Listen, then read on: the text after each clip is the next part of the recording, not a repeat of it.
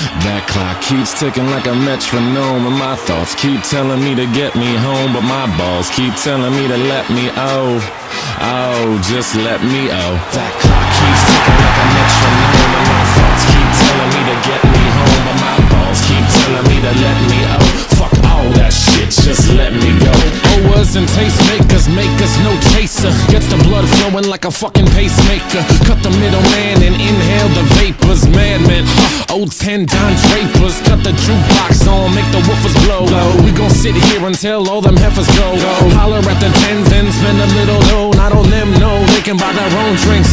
That clock keeps ticking like a metronome, and my thoughts keep telling me to get me home, but my balls keep telling me to let me just let me That clock keeps ticking like a metronome, and my thoughts keep telling me to get me home, but my balls keep telling me to let me fuck all that shit, just let me go.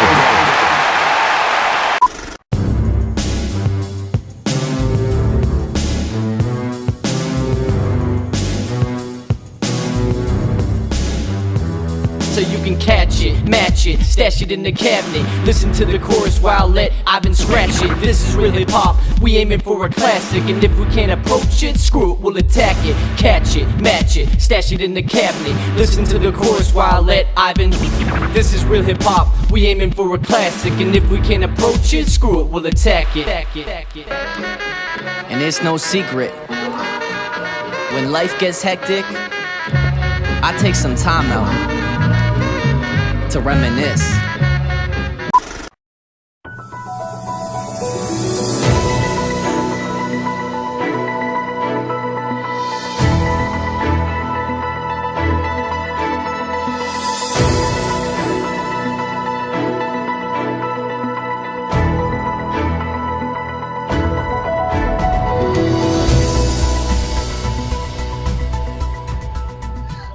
Hey, what's up, everybody? Welcome to the State of the AEW Address. I'm Owen Finch, and I'm here with... Hello! I'm James Hebert. I'm just a simple man. My name is Noah Foster. Hello! I am the Indie Force Predictions Heavyweight Champion, the Wrestling Encyclopedia, Casey Gallagher. Hello!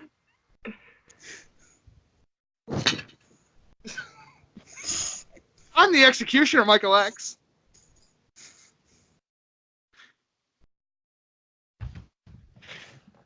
Hello! I am Lionheart, Mike Nikos. And today we are here with Mrs. Doubtfire. Hello! All right, great. And welcome to the to State the State of the AEW Address. Not just a t-shirt company anymore, bitches! I'm the host, Owen the Birdman Finch, and I'm here with... James the Evening. Who's introducing who? Ah! He always just leave it free, and I was like, okay, who's gonna speak first? It's like, oh, you need to cue somebody, like I cue you and Chris on 205 Live Matters. You can't expect people to just talk when you freaking just say, someone introduce stuff first. You should go like, got James, and he says, hi, I'm different. And then you go like, and we got Noah, like, hi everybody, I'm just a simple man. Cue your guest. Start over. Hey, it's fine. It's fine. It's fine. Greatest intro ever. Great. Then they were really stupid and turned Stone Cold Steve Austin heel at WrestleMania 17, and it looked like he was going to go face and fight with WWF, but then he ended up joining WCW in the alliance. Because when people think WCW, they think of the guy that basically helped WWF win the war, Stone Cold Steve Austin. Or best known as, when he was stunning Steve Austin in WCW, which was absolutely stupid. But, Kurt Angle too also. Yep, Kurt Angle later on in the year. Joining the alliance for no fucking reason because they needed star power. And then we found out that it was just a setup so that way, he was infiltrated and was working with the WWF, so he was supposed to be a face, but then the next night he was a heel, and then Austin was a face somehow. And Ric Flair showed up. And then Spanish language commentator Hugo Savanchi. I don't know how to say his last name. I thought he was dead. Holy shit! This is a yes, and I don't even listen to Spanish commentary. He's a legend. Yes. Okay, well, I'll just. Dude, Hugo Savinovich. I thought he was dead. I thought he was too. Nope, just been doing his own thing. Now That's he's a all yes. That's a total Absolutely. yes. Absolutely. I'll say yes just because I'll go by based on what you're saying. So Hugo Savinovich was Hold behind. on, wait. I have to hear that impression by Noah. What was that? Nothing. It was nothing. Go for it. Dude, do It's like, well, días a Michael Cole que se nos ven a que yo quiero ver si no Lucha Brothers and that case of the Lava match. You see That's actually how he sounds too. That's like, Casey, what are you gonna say? Okay. All right, so I'm here with the person that was the first ever Wrestling Rundown champion. Oh, hi. That's me. I'm different. James. Hebert. See, I still cue the guys, and he doesn't even know what I'm cueing when I even say that. Like, 170 plus episodes, and you still Hey, I still introduced myself. There you go. And then we have the person I haven't introduced yet. Fair enough. Hello again, everybody. You know me, the frequent flyer. I'm just a simple man, and my name is Noah Foster. And Best intro ever. Ladies and gentlemen, there will be a slight change in the program. Due to the fact that college is a high priority, this will either be uploaded as NXT and AEW are live, or it will be long after they are live, along with your currently scheduled show reviews for tonight. NWA Powerrr Episode 3 and AEW Dark's latest episode will be included. Owens and James will also talk about the breaking news of New Japan Pro Wrestling of America brand and the Hardy family drama, which is getting kind of sad and depressing. In other news, the Chinese megastick is now known on record as the longest insect in the world.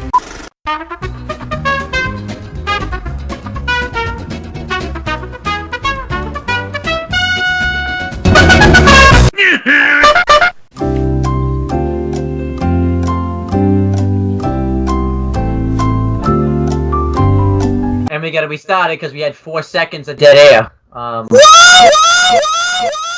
This week's main event, your favorite show, James. It was called you Chris because he hates main event. Give me a minute. All right, continue. All right, so main event took place on September 25th, 2019. We had Dio Madden, Vic Joseph, and Mickie James actually on commentary. This was Mickie James' first stint on the commentary booth because I heard there was talk that she's transitioning into the commentary booth, but we'll have to wait and see. Not a good start for her because she had to commentate main event. But yeah, we had the first match. It was Titus O'Neil and Heath Slater versus Mojo Rawley and Eric Young. It was just a standard tag team match. The heels get the heat for a while on Heath Slater, and then eventually hits a wicked heel kick on Mojo Rawley, and then Titus O'Neil gets the hot tag on Eric Young. But that was main event. It's a passable show, I guess, because I at least got a decent Cesaro-Zack Ryder match. So I'll give it a D-, and I'm going to give it a 60 out of 100. So that's main event. Now I'm going to wake James up because, so he can give his letter grade to main event. James. What?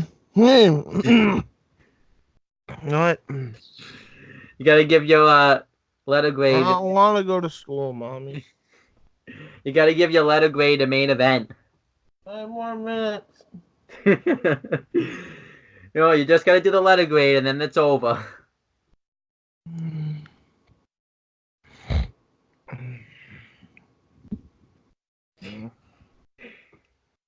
Terrible birthday. You had to review main event.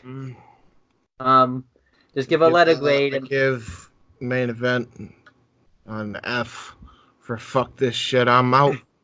What percentage within that letter grade? -10%. That's lower. And then that's like an F minus. Yeah, there you go. Hey, what's up, everybody? Welcome to the Wrestling Rundown, episode number 174. And I mean it this time. I know last couple of times I have been saying the one episode number because the video, because I don't have control of editing the videos anymore. So, and uploading them. So, the episode numbers are all messed up, but I mean it this time. But that's gonna be over now, though. Like, they're going up, like, you know. Yeah, pretty much. You will be seeing these every Sunday. This is at least we hope. One can hope. Let's get to my guest. Starting first with the first ever Wrestling Rundown Predictions Heavyweight Champion, one of the originals, the OGs of the Wrestling Rundown, Massasoit Wrestling Corner, Aftershock Corner, whatever other show we called it. Want to introduce yourself? Hi, I'm James. I'm the editor now, and I'm different. I'm very different. You can tell by the intro. Hey, can you tell I'm different? Okay, cool. Let's move on. And then starting with the guy that don't make him mad because he'll take his glasses off. You know how? What's the name of that? What's the name? All right, what the fuck you talking about? What's the name of that superhero that if he takes his glasses off, like he shoots heat like lasers? So he's Superman. No, there's the name of a superhero that like once he takes his glasses. It's Superman. No, but he's in the X-Men. Cyclops. There you go, Cyclops. So Noah Foster. I know you're the simple man, but we should call you the simple Cyclops. I need to get a visor, but maybe when I get the visor, I don't know. Hello again, everybody. Yep, I'm just a simple man. And my name is Noah Foster. This week isn't simple. This is a very complex week. And then I'm the guy that, you know, that has been on the most rundowns ever in the history of the show, the creator, Owen the Birdman Finch. Oh, shit, you run the show. That, brother. Hey, you sit. Hey, Noah said I gotta cue my guests. I cued everybody, so. Including yourself. Looks good. James, why isn't there a weird intro before the intro? Because there's no need for a weird intro this time before the intro. Come on, man. We need a weird intro. You've been having one for the last 3 weeks. Come on, man. What do you want? What the hell you want me to do? Act retarded? Yes! It wouldn't be the first time. Give me a minute.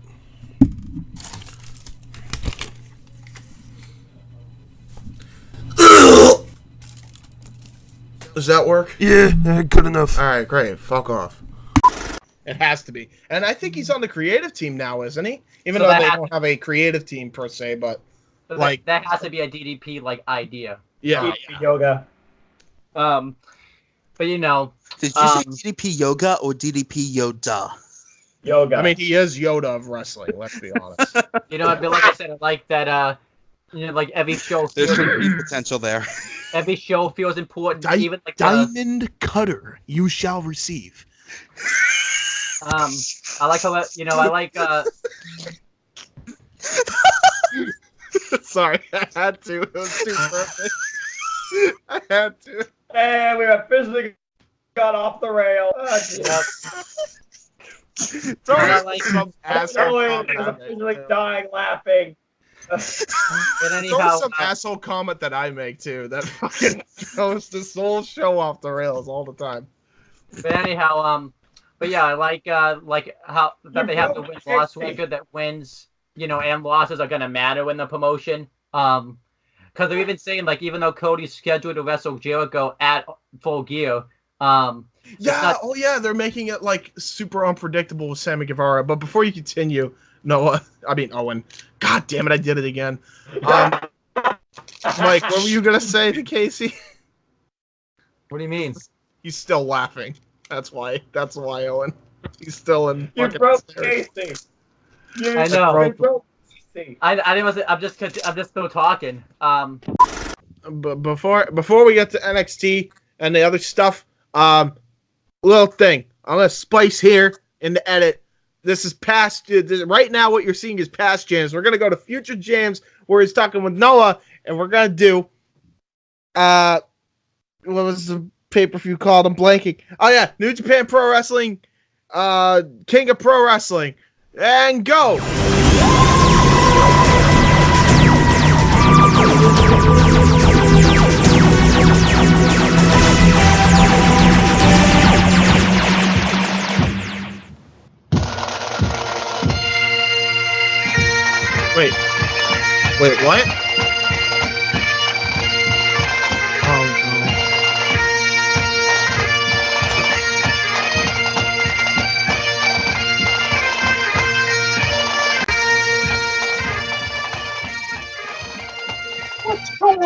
you fucking yo-yo.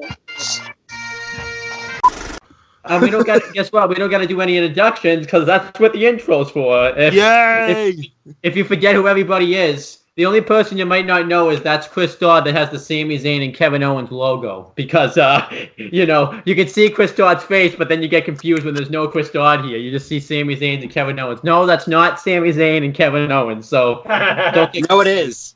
It is. but I swear. first.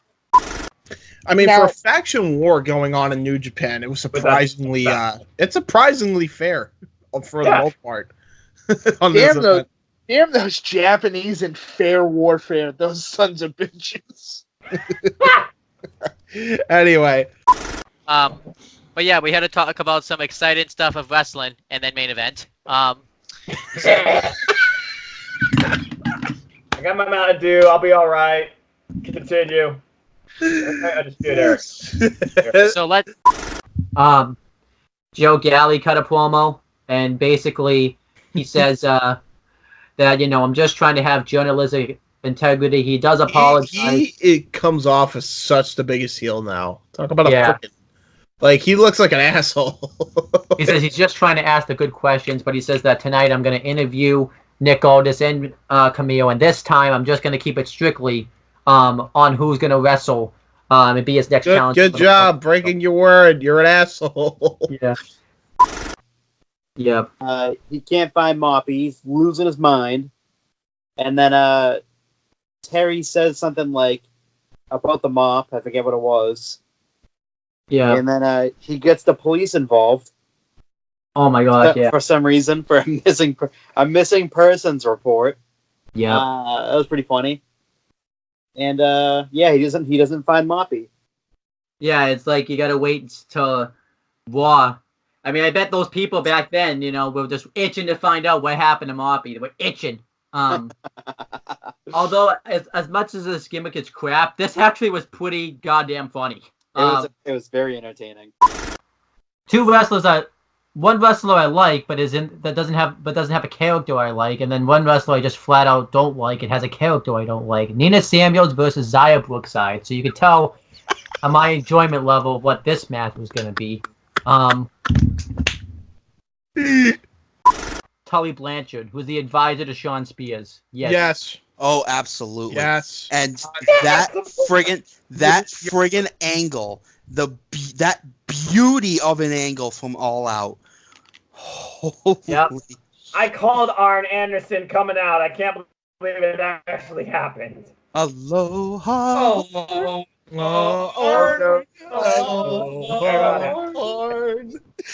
All right.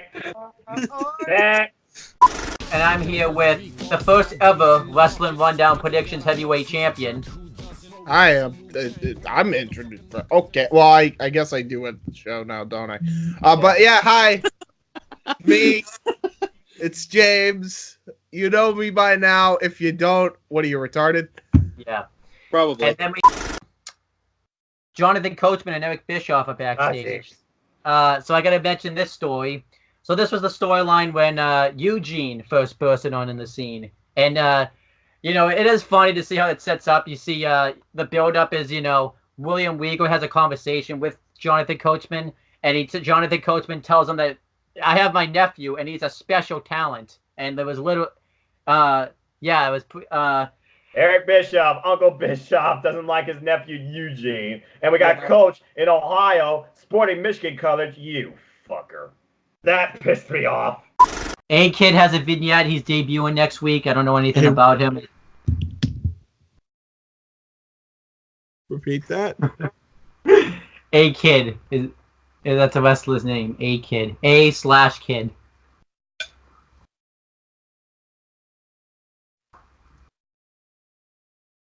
Oh my god. What's the matter? What the fuck has happened in pro wrestling? We have resorted to calling a pro wrestler A-Kid. Yep.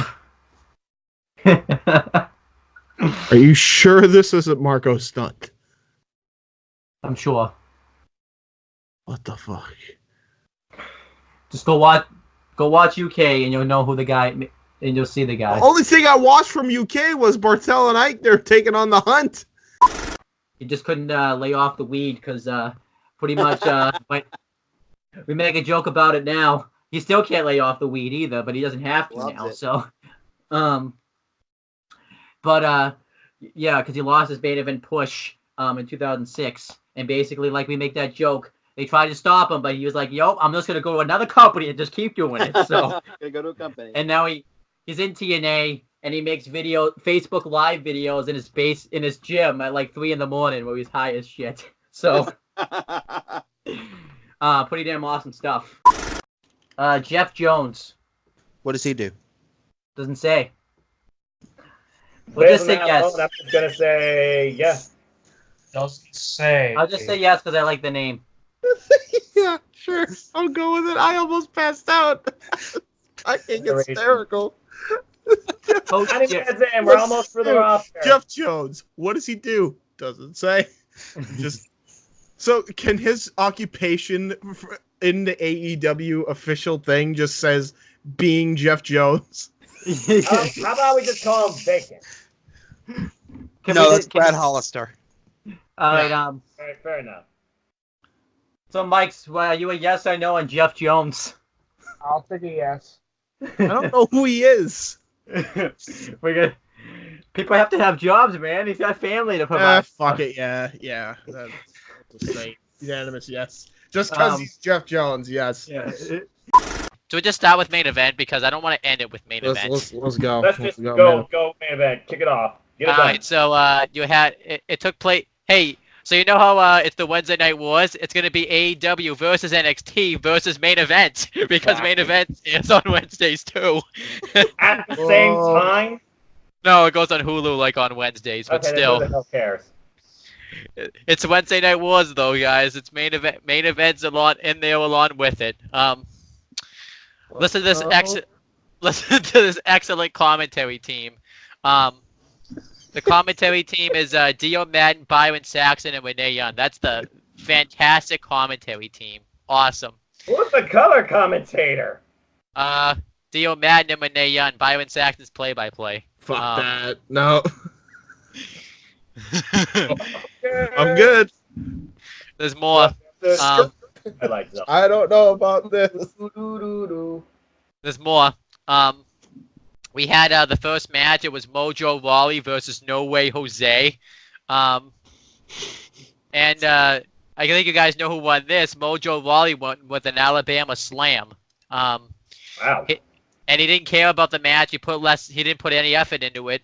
And then we have the guy that's calling himself El Vagabundo. Chris. Because he is El Vagabundo. Give this man some goddamn respect.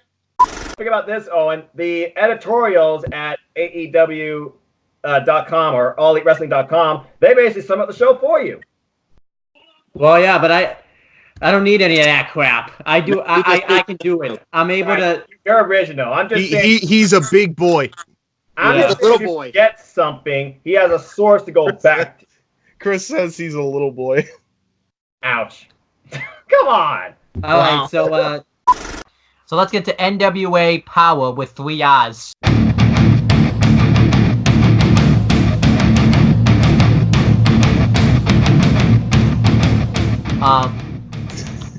I'm gonna say that every week too. But do you think here, as of right now, shouldn't she be a babyface, especially if Cody's a face? Mike? Hold on, I just got a text message that's retarded. Was it your girlfriend again? No, she would not be up this late.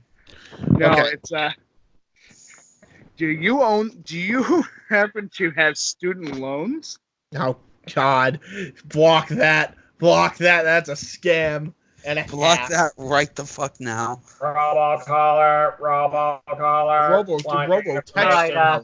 Did I ever tell? Hold on, I got a quick story. It should take like no time to go over if you guys don't mind. Go ahead. So I had one of those callers go, sir, you are wanted by the Federal Bureau of Investigation. I'm like, oh, so you're impersonating a legal official. Great, that's jail time. Anyway, so it goes, we have done an investigation, and you have a sex trafficking and drug ring. And I went, that's new to me. When the fuck did I start doing that? When I go to sleep at night? That's new. They go, hold on, let me get into the voice. We also need your social security and your date of birth. Why do you need that? You know who I am. If you have a warrant out for my arrest and you're calling me, you know where I am. No, but we absolutely need to make sure you are you. What do you mean you don't know who I am? Are you filing claims against me saying that I have done crimes that I never committed? Well, sir, you see, I'm like, do you have any idea who you are calling right now? And we got off the rails. I go, I have no idea. Who is this? I go, my name is Sergeant Jake Muller, a part of the United States Military Armed Forces, and we are tracking your position right now. We are outside of the building. You have about 45 seconds to pack your things and run. This is Operation Get Your Shit and Get Out. That motherfucker hung up so fast, I haven't gotten a call in 2 weeks. Did you really go for Jake Muller from Resident Evil 6? Amazing! Dude, that's all I could come up with. That's amazing. Oh my gosh, I'm definitely gonna be watching this back like 3,000 times. Like, hey, everybody want to say a yay to this story? Yay! Golden yay! Golden yay! Golden yay! That's brilliant. All right, before we're done, I will only take aloha yays. Exactly. Can I say this? So Raw has this knack of being kind of dull in certain points, and it was this week. Let's not pretend it wasn't, right? And I love the Bad Omen, this kind of shit, because I just find it hilarious. Because in WCW 2000, who was like the one Madden that was on all the time? It was what was his name? It was John Madden. It was John Madden. Josh Madden. No, it was what was his name? Mark Madden. Oh, Mark Madden. How bad was he? And now you have a guy named Dio Madden on Raw. It's like your worst creative time in 2019 on Raw. I don't know. I just found some fucking irony in that. I'm just saying. I know my best not to live in the past, but I know how much WWE retcons it. You just gave another perfect example. But I think we talked enough about Christina Myers or Mias. I believe that's Myers. Don't know her. So let's say no. That's okay. I'll say yes. I'll say no. Gotta say Why no are you for someone. saying no? I gotta say no for someone. Why the chick? Hey, you're like an asshole now, Owen. I've been saying a lot of yeses. You gotta cut some people. Then we had the main event of the show. It was Kalisto and Grand Metalik with Lince Dorado versus EC3 and Eric Young.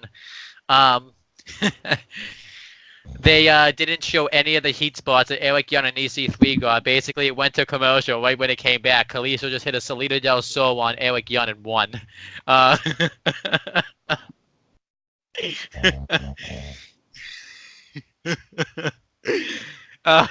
We gotta do the letter grades now. I'm gonna start since I actually watched it. I'm gonna give it an F, and I'm gonna give it a 10%, 10 out of 100.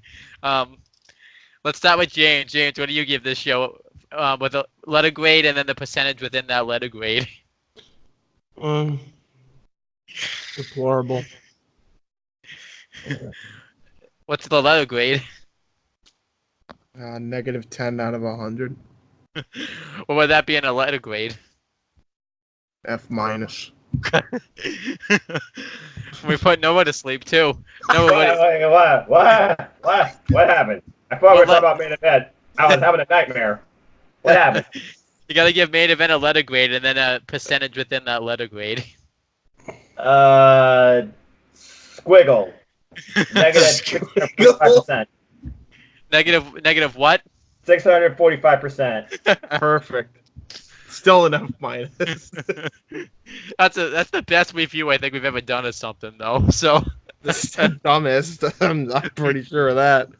And Joe Coffey though still he needs to be rebuilt a lot too, because that last man standing match did him no favors at all. I mean, he won. He won. He won. That's the way he won. That's like saying, "Oh, I know. James. He got the last piece of cake." It doesn't mean it was a big piece of cake. James, he won though. The wins and losses. Doesn't matter. He looked like shit. It doesn't matter. He looked like a geek. He looked like a geek the whole match. Joe Coffey, he's not even if that's the next opponent for Walter. Yeah, notice how they've been hiding Coffee too, because I realized, oh shit, we fucked up. Yeah, like he's done anything. Actually, if you think about it, too, even though Coffey won the feud, Dave Mastiff's actually in a more prominent role right now than Joe Coffey is right now. Yeah, because of course he is. Yeah, we can't. He's fucking a machine. Like, but again, it was the way they booked the match. They could have done. Coffee shouldn't have been the cowardly heel. I'm telling you, people, and everyone's like, and these UK marks keep telling me, oh, he was being a UK heel. Okay. And some people too. Do you know what he was like when he was a part of the group in WCPW known as the Prestige? Because it wasn't a coward then. And then people keep telling you, but he won, so it doesn't matter. I don't give a fuck. Again, as I said, that's like getting the smallest piece of cake. And it's the last piece of cake. That's not a win. That's you motherfuckers, I want my money back. You just stole all the cake and you left me with this little skinny piece. The hell is this? I'm a big boy. Big boys need cake.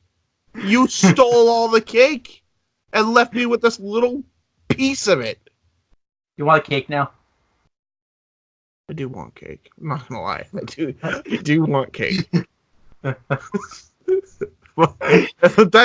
I digress. That's beside the point. If you guys want to see a really funny ride along, just look up Byron Saxton with JBL and Michael Cole. Oh yeah, when they leave him like what, at like that restaurant or whatever or something. Yeah. Gas station. A gas station. That. I can't believe Ride Along. Anyway, that show's kind of funny. They do the typical introductions, but Eddie Kingston invades and basically is upset that he's upset. My boys. You want to talk about it because you love Eddie Kingston. So Eddie Kingston basically just comes in and he's basically demanding that the Dawsons come out, because if they won't come out, we'll bring them out and we'll fuck them up and bleep out the F word. And I love Eddie Kingston. I want to see him and Scott Steiner in a promo battle. NWA, book it, please. So we have Private Party versus the Lucha Express. No, the Lucha Express. You mean the Jurassic Express? Yeah. Get your names right. Nope, it's now the Lucha Express. I'm going with the Lucha, not the Lucha Express. I did that. The Jurassic Express. Yeah, the Jurassic Express experience. No, Express. Oh, it's Express. Jurassic Express. Okay. The Lucha Brothers Express. Yeah, the Jurassic Express versus SCU.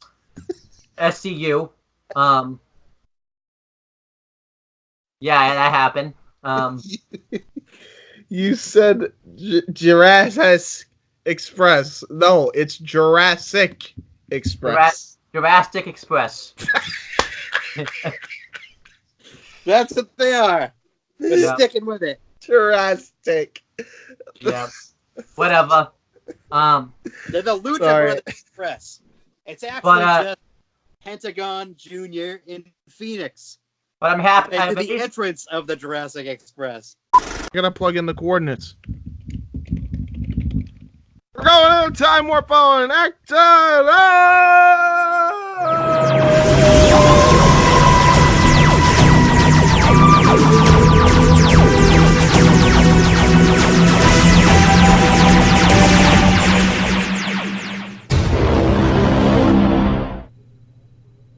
Hey Vince. Dream over.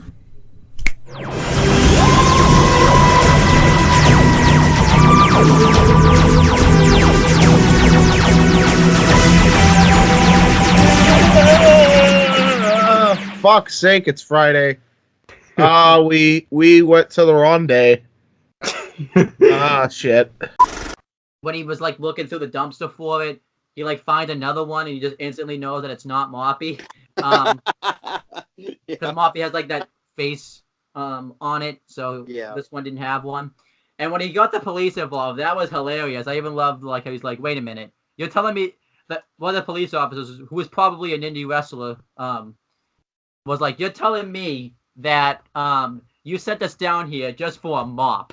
And I like how they like pretend like they're gonna look for him. And Terry said like, thank you so much for like looking. I was hoping they were gonna do a thing where like he walked away and either they like, because he gave him like a picture, like they were gonna like tear the picture up and say we're not gonna find, we're not looking, or like they were just gonna like laugh at him when he walked away or something like that, like. Or just do like they're walking back to the police car and they just throw it up in the air. Yeah, right. But this was pretty damn awesome stuff. Like pretty entertaining. Kind of sucks for Perry Saturn though. He really could have had like a really decent career, but of course, I bet like if you go back in time, we could just tell him, do not stiff this wrestler because you're gonna be in love with a mop. Dave Marquez interviews the Dawsons. You want to talk about this? Because I know you don't like the Dawsons right now. Fuck the Dawsons. You can talk about this. I don't even want to fucking give them the time of day. All I will say is they look like... I think they got fatter since last episode somehow. And I'm shocked because they're taped. Like, all consistently. Maybe they had too much Kato in these episodes. What, they visited over in Stanford and just ate the whole buffet? What happened in the last 2 minutes in this case? I don't know what Cornette sees in them, honest to God, because I see nothing in these fucking fat slobs. Yeah, they're fat. Honest to God. I'm sorry. I just don't see a damn thing. And I know that sounds mean, but it's like, come on. Like, you could even tell in the ring, these guys are green as goose shit. Like, they're not ready, not even for a YouTube show, never mind primetime television, which is what they're trying to emulate. Dude, that's honest to God. Did you know their site crashed when they released that shirt? We'll get to it. But yeah. Friggin' It crashes a lot. But folks, there's a lot of activity in it. Yeah. Well, that's why it's a good thing. But first, like other company doesn't have a lot of activity on their sites. I know. It doesn't crash like they expect it to. I know. He left, went to New Japan, went to ROH, and reestablished himself. Then he got re-signed. He was supposed to get re-signed in 2016, but he was injured, and then he got re-signed in 2017. And basically, his career really didn't change much. If anything, his career's worse now. Now he's like barely ever on the shows. And he does like gimmicks now where he gets asked questions and he like stares off into space. Yeah, that's exactly it. You look at what they did with poor Joe Coffey. I mean, what the hell were they thinking?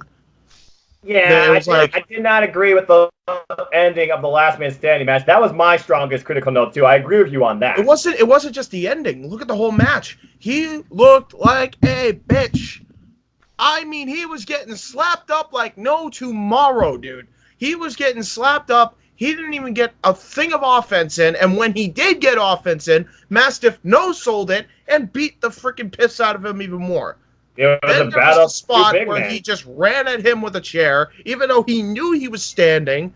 And he ran at him full force and got punched in the face with the freaking chair. Good job, you idiot.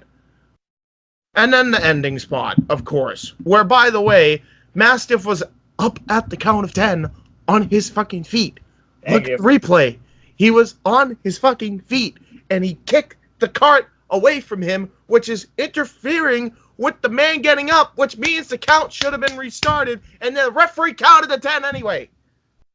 I hate this show, and I hate, and don't even get me started on Toni Storm crying. Oh, she cried. She cried. I'm the champion, and I'm going to cry. Fuck me. And then his Cyclone kick, which beats Cash Onos all day. Right.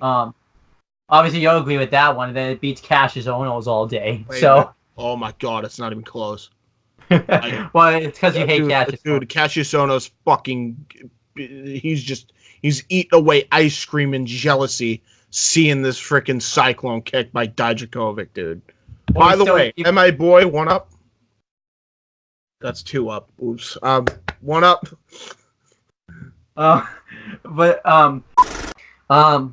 And afterwards, Chris Jericho comes up on the screen, or the Titantron, I don't know what they call it in AEW.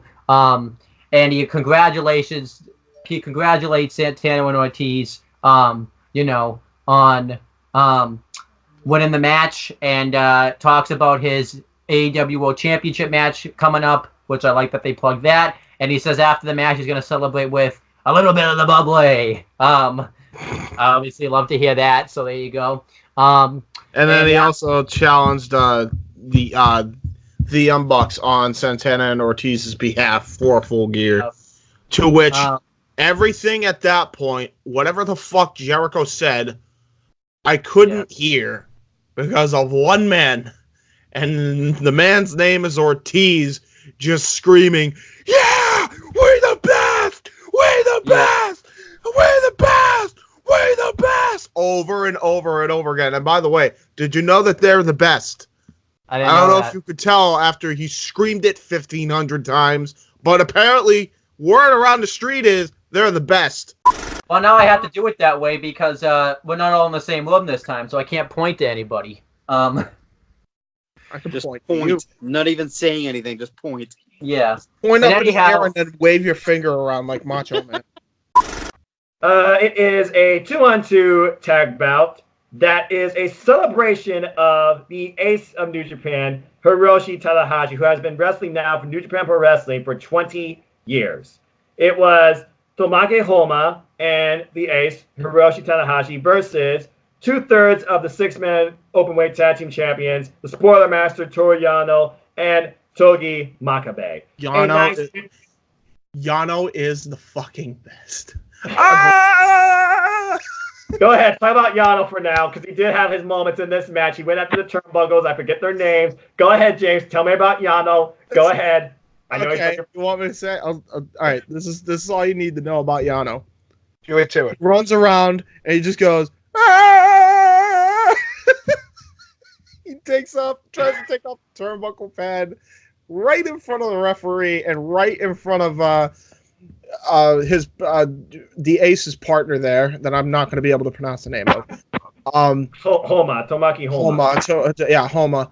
Just fucking no, you're not doing this. I ain't letting you do this. And then he just starts beating the shit out of him. And then okay. I'm sorry. Which one of you scumbags is attacking me? I don't think you want to do that. Troy Yano is too much sometimes for me. Between his antics in the ring, offering curry, trying to tape the person's hands to the ropes because he's got tape inside his pants, it seems. He's the best. He's honest to God the best. Oh, okay. And sometimes I hear him say like, "Oh no, I'm sorry, a timeout." A timeout. I love him. Yeah. Imperium come out to cut a promo, and the crowd's hating on them because this is Is it the same arena as Code of, or is it just the same place? It is. And remember how, James, you gotta admit that has to be one of your top 5 matches of the year. Tyler Bate. No, I already said that was like the best match of the whole weekend, other than Shawn Spears Cody. I fucking love that match. Yeah. That clothesline he did where he sucked that was everybody's energy out. They knew it's over. It was the fact. Not only was it a clothesline. It was a clothesline from hell. It was not a regular clothesline. This put JBL's clothesline from hell to shame. Thank you. Yeah. And apparently, too, Albert's Luke Gallows to me, and Spike does Spears. So, apparently they... Spears! I mean, the Luke Gallows one makes sense, because, like, they look kind of the same since they're bald, but Spike Dudley and Shawn Spears don't even remotely look alike. So, eventually Coach realizes he's getting his ass kicked, so he has to outsmart Eugene, which isn't very hoed. So he sends out, like, a beautiful woman, who I think they said was on a diva search, with, like, a plate of cookies. And the joke is, like, Eugene only cares about the cookies, not the woman. So he goes for the cookies. A little kid in the audience, and then he eats another one, and then Coach just literally whacks him in the back, and then the cookies go flying everywhere. Much of the crowd's going like, ah. Yeah, cookies got over in WWE somehow. And Eugene hits the rock bottom, or the Eugene bottom into the people's elbow and gets the win. And afterwards, he hits a crappy stunner on Ghost and Cade, and I think it was supposed to look crappy because he doesn't really know how to wrestle. And he does the same thing to Coach. William Regal comes out and celebrates with him afterwards. So yeah, that happened. And technically, this match is bad. But it's just entertaining. Sometimes in wrestling, you got to have your entertainment, and this match. It was its own thing. It had its own time, and you knew it made sense based on who was involved. This wasn't stupid 24/7 shenanigans that took away from something that should have been in place. This was a great spot in the card, and it didn't take too long either. And everyone loves Eugene. Fun little match. Simple, right down the line, 2.5. Before NXT. On Wednesday, on the network, they launched a new show called The Bump that wasn't advertised, wasn't promoted, nothing. And it's about people like Caleb Braxton and, like, supposed, like, internet wrestling personnel that sit down and give their thoughts about the storylines and everything during the weekly because they're the only ones that would talk positively about this garbage. Check. Okay. It was on the same date as AEW, October 2nd, 2019. We had some exclusives. We found out on The Bump that, which is a new show now they're doing. Basically, it's like a wrestling fan way to talk about it. They say it's unscripted, but I doubt it. Is this like one of those things like get to the table that's just going to be short-lived and die quickly? Probably. I don't care. Why did they call it The Bump? I don't know. Is it like a wrestling reference because you take a bump? Is that what that reference is? I think that's what it is. One of the supposed formats of The Bump is that it's unscripted and, unedited and everything. So. Yeah, and I'm not autistic. Can't wait. Her and Darby Allin to be a couple now because they have the same gimmick. So. God damn it! Can you imagine them on a date, Darby Allin and Thunder Rose? What they talk about? Imagine what they would talk about. I fucked my head up doing half pipes. I got my arm broken by some bitch on live TV. Darby Allin. Wanna be friends? Sure. Want to date? Sure. Hey, guess what? What? Gets a shell from the frickin' beach. Marry me. Okay. Darby Allin would talk about how he doesn't sleep because his head's on fire every night. Yes. So they could say the WWF owned the WCW title, but the WCW owned the WWF title. When it's like, no, Austin's your guy, and he has the W. Like, think about it. It's like, get enough of that crap. It's enough. And funny thing is, in that Survivor Series match, when the company was on the line, the last two guys were The Rock and Stone Cold Steve Austin. Just saying. We have a Tony Storm update. We don't know what happened to her. We haven't heard any. Maybe she's dead. Damn, dude. Harsh. Why did you go to death? I'm not even gonna laugh. I'm not even gonna acknowledge that statement. Why did you automatically go to she died? Because they said they haven't heard. They said they haven't heard anything from her and anything like that. Doesn't mean she's dead. Yeah, she could have been taking time off like Sasha Banks trying to find her passion or something. I don't know, but I didn't think she was that. Maybe she wants to go to regular NXT where she'll actually be utilized and not made look like to cry. I don't know. Tokyo Pimp, Yojiro Takahashi with Pita. Pita has such a cute voice, by the way. Wait, is that his valet? Yes.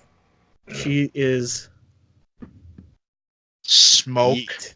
Keep it, yeah. Smoke show. Keep it simple. Absolute smoke. No, James.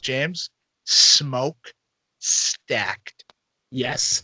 Do you guys not notice when she comes out, they literally do camera shots of her butt zoomed in and zoom out? Wonderful. The correct way the correct way to book a cameraman. I hope there's a storyline in some professional wrestling company where the cameraman gets sued for showing fucking images of divas' butts. What the? I'm dead. I'm weak. What the hell? Just went off the deep end. You fucking know you would tune in just to hear about this nonsense. You know what you've been doing? I know We need to stop. He needs to be stopped. You know what would be hilarious too? If the guy who was zooming in on her happened to be Yano in disguise. It would work. It'd be hilarious. But Here's the thing. What if she can't speak? What if she's deaf? Well, no. Wait, is she? I said, what if she is? Well, what I'm saying is not she could read lips, but what if like she couldn't actually speak because she has no voice? Yeah. Just saying, Joe. Can you imagine that's the storyline? Trying to look like a fucking prick. Can you imagine that's the storyline reason we find out like later on too? Oh my god, that would be a mind fuck for Joe Galley. How Joe Galley would feel then? Like, oh, he'd feel awful. I feel like that's the direction they should just go now. Just do it. Anyway, next. Don't forget the spirit bomb that Keith Lee does in this match. I love it. I'm so glad that came back. I love that move. That freaking last ride power bomb beats any other freaking last ride, including Taker's. That's how good this fucking power bomb is. He drills Dijakovic with this. By the way, what the hell? Oh, hi, Taker. Sorry. Yeah, you had to apologize. I don't think they can actually see him on the video, by the way. You have to turn it a little bit more. Oh, whatever. You know what you did.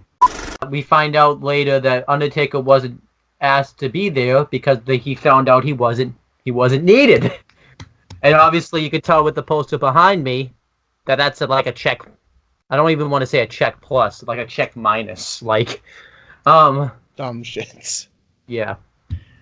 Oh. Goldberg was in, and then obviously the Brothers of Destruction were like two of the biggest names in the WWE. Obviously Undertaker was the biggest name. He went on to it back to the right gimmick, the Dead Man gimmick in 2004. Nope. And then basically had his undefeated streak at WrestleMania, and he's just become an icon. And Kane scared you in 2003. When he took his mask off and you were scared of him. I was fucking horrified. So you had to run away to Undertaker in 2003 with the American Badass gimmick. Good thing Undertaker was a dead man for you then, or you would have went. Oh, can you imagine too, like if the Fiend Bray Wyatt like attacked Kane right after the mask, you would have never watched like anything ever again. I would have never, ever, ever watched wrestling again. Yeah. Like audio issues, like when which we'll get into later, but Jimmy Havoc like cut a promo on the show, but we couldn't hear it. It was we actually weren't sure if it was like his Titantron or no. He was cutting a promo for sure. Yeah, but we didn't hear it. Me and Chris didn't even notice he was until we saw him move, like him. Yeah, they shouldn't have aired that part to you guys. Then that must have been really weird. I didn't know. It was that weird because it was saw him. Titantron. He was just the whole time. He was and just then like you couldn't hear him, so it's like his mouth was moving. Yeah, it was kind of and funny. He was punching himself in the face. Yeah. Oh my god! I can only imagine what I would have been like. What the hell is he doing? Yeah. So he was cutting a promo about like insane he was and how he's willing to do anything to get the shot against Jericho and whatnot. So like that's why he was punching himself in the face basically to hype himself up. But I could only imagine seeing that live. Oh, it was fucking hilarious. Punching himself in the face like a fucking melon. Yep. For So no then, reason, because we couldn't hear him. Hey, hold on one second. I'm gonna show you guys something. This now we week's get- Oni Lorcan tweet. Okay, let me see here. I must kick ass! I must kick ass! I must kick ass! I must kick ass! I must kick ass! I love Oni Lorcan! Twitter. The dude is so Yes. It's the best.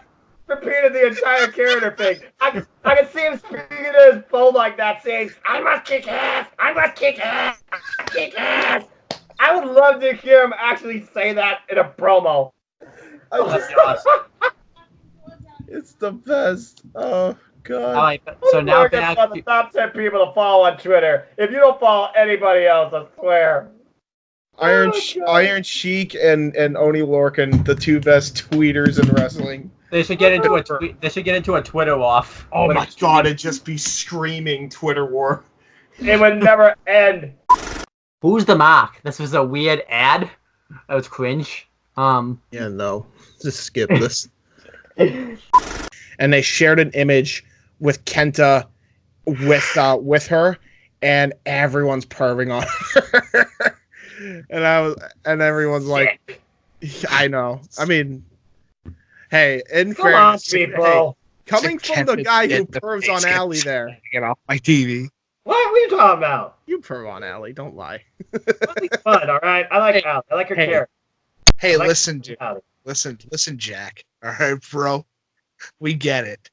We all know that a search history was created 10 minutes into that fucking match, and we all know it happened. There's no denying manly feelings. If you deny it, you have problems. Very true. Anyway. Or you have higher standards because you're not about what? Listen, dude, Jack, Broham, Han, Finnegan. We all sometimes you just gotta sit back, relax, unbutton the pants, pop the. Oh, all right.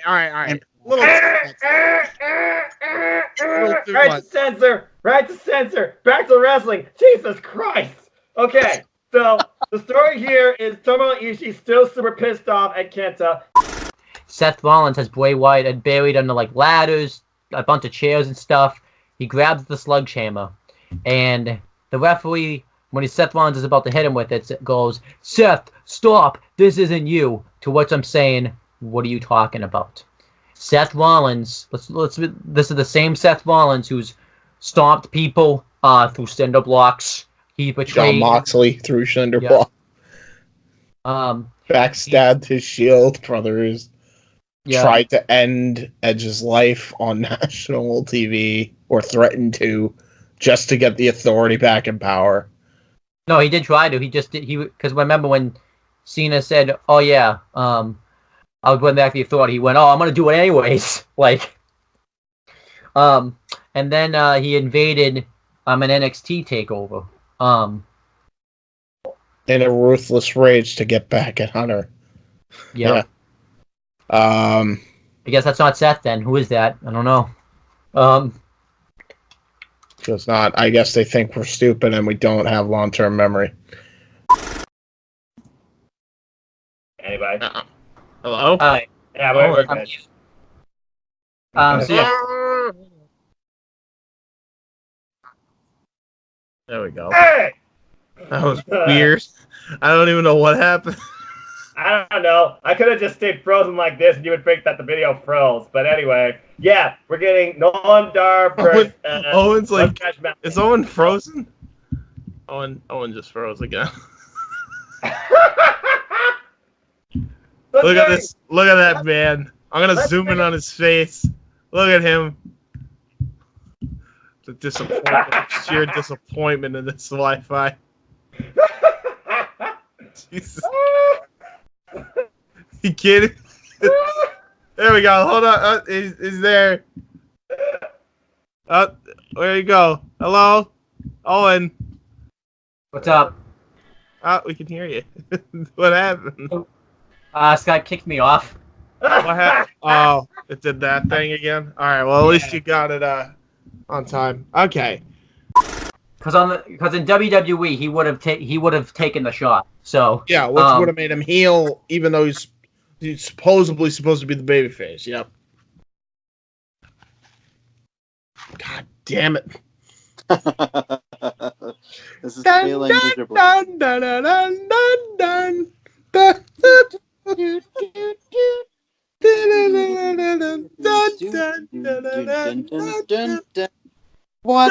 the fuck is going on?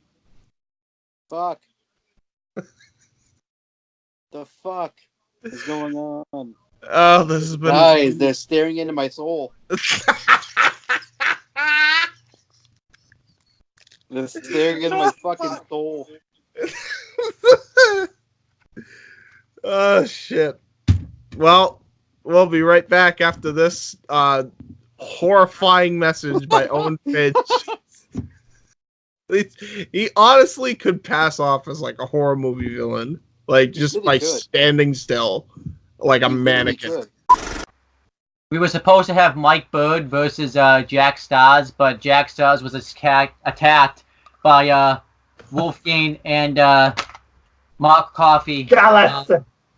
And pretty much then we find out that Mike Bird trained Flash Morgan Webster and Mark Andrews, so they want to beat him up. Mike Bird, get it out. Get it out. Get it out. Go ahead, Mike Bird. Get it out. Mike Bird and Jack Star.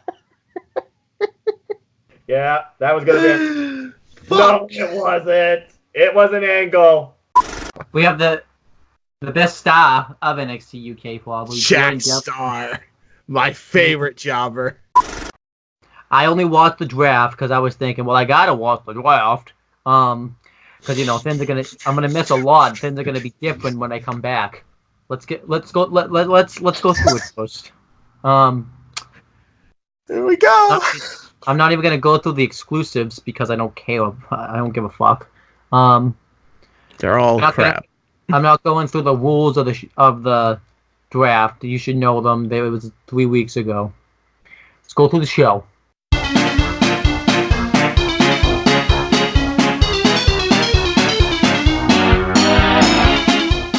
We have the commentary team of Corey Graves and Michael Cole, which unless they do like another Mae Young Classic or like he does something in NXT, I'm probably never going to hear Michael Cole currently on commentary ever again. Better than main event, so...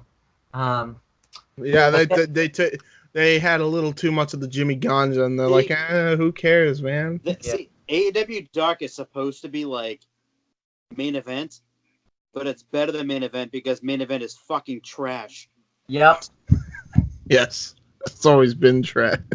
Never been good ever. I mean, this probably doesn't matter, but it's September 29th, 2019, and the day we're recording this, it's your birthday. I was considering whether we were going to tell people or not because Hi, I'm 24. I'm getting older. Yeah. I'm sure you're all waiting for me to croak soon, but it ain't happening anytime soon. So you're gonna have to live with me. I know, because once OTOS Central gets out of the YouTube, well, we need somebody here to call out WWE and their bullshit. So yep. So hey, let's go. So this match was to determine the first pick of their brand. How did they end the match? By a disqualification. And we don't even find out that it was a disqualification until, but the show comes back on the air. Because at the end of the match is the Fiend Bray Wyatt popping up. Tell me that part.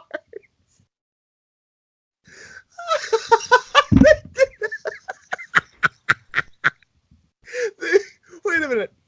You're telling me that they didn't even say anything until after the game? Yeah, after it came back from commercial.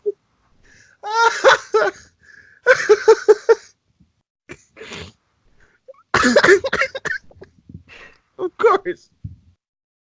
course they did. Versus AC Romero. Yay, Big Chungus. And one notable thing I want to mention is, because we noticed it, Chris Jericho does the Judas effect in this match. Yeah, he does. About 18 years before he actually did it again.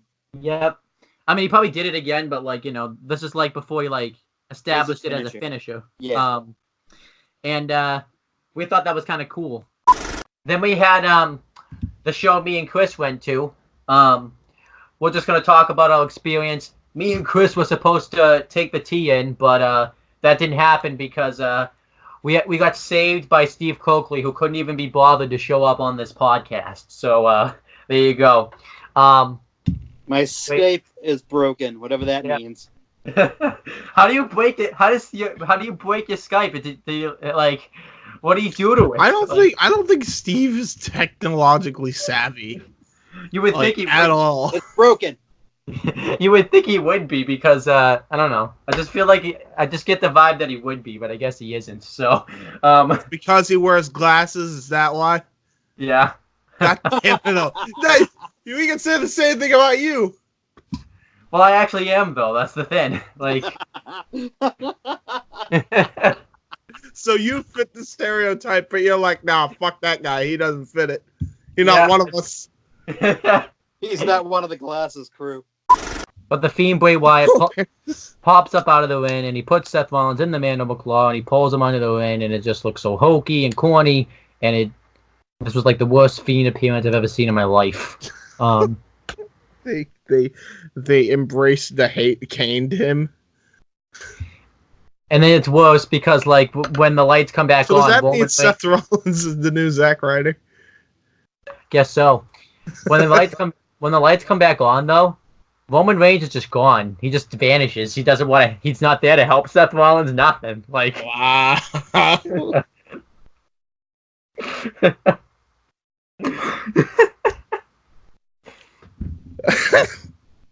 Is this even worth doing star ratings for? I don't even. No. Okay. Then we had Chris Jericho, Jake Hager, not Tito Ortiz, Tito Ortiz. Who's Santana. next? Alberto El Patron with the WWE spinner belt. Santana and Ortiz. Otis looks so weird without his singlet. So obviously, you get. This is the moment you either become a hypocrite or you're not because you. Okay. No. Here's why. I don't mind him doing it because here's why. He's a comedy character. He doesn't really need to not.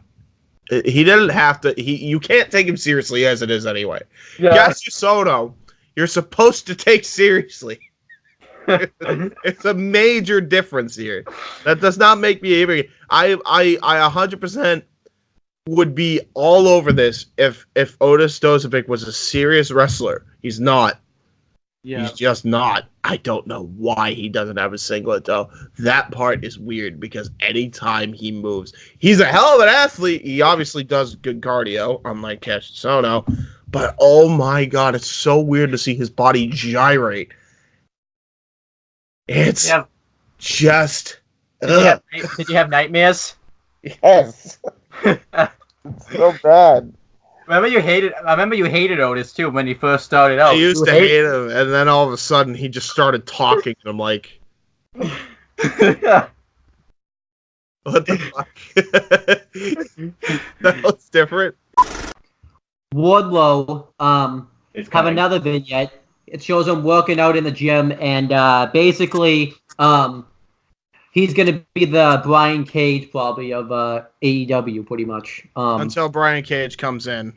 Yeah. And then eventually they'll feud, and then eventually they'll tag team, and then eventually they'll kill everybody. That's my prediction in like a year.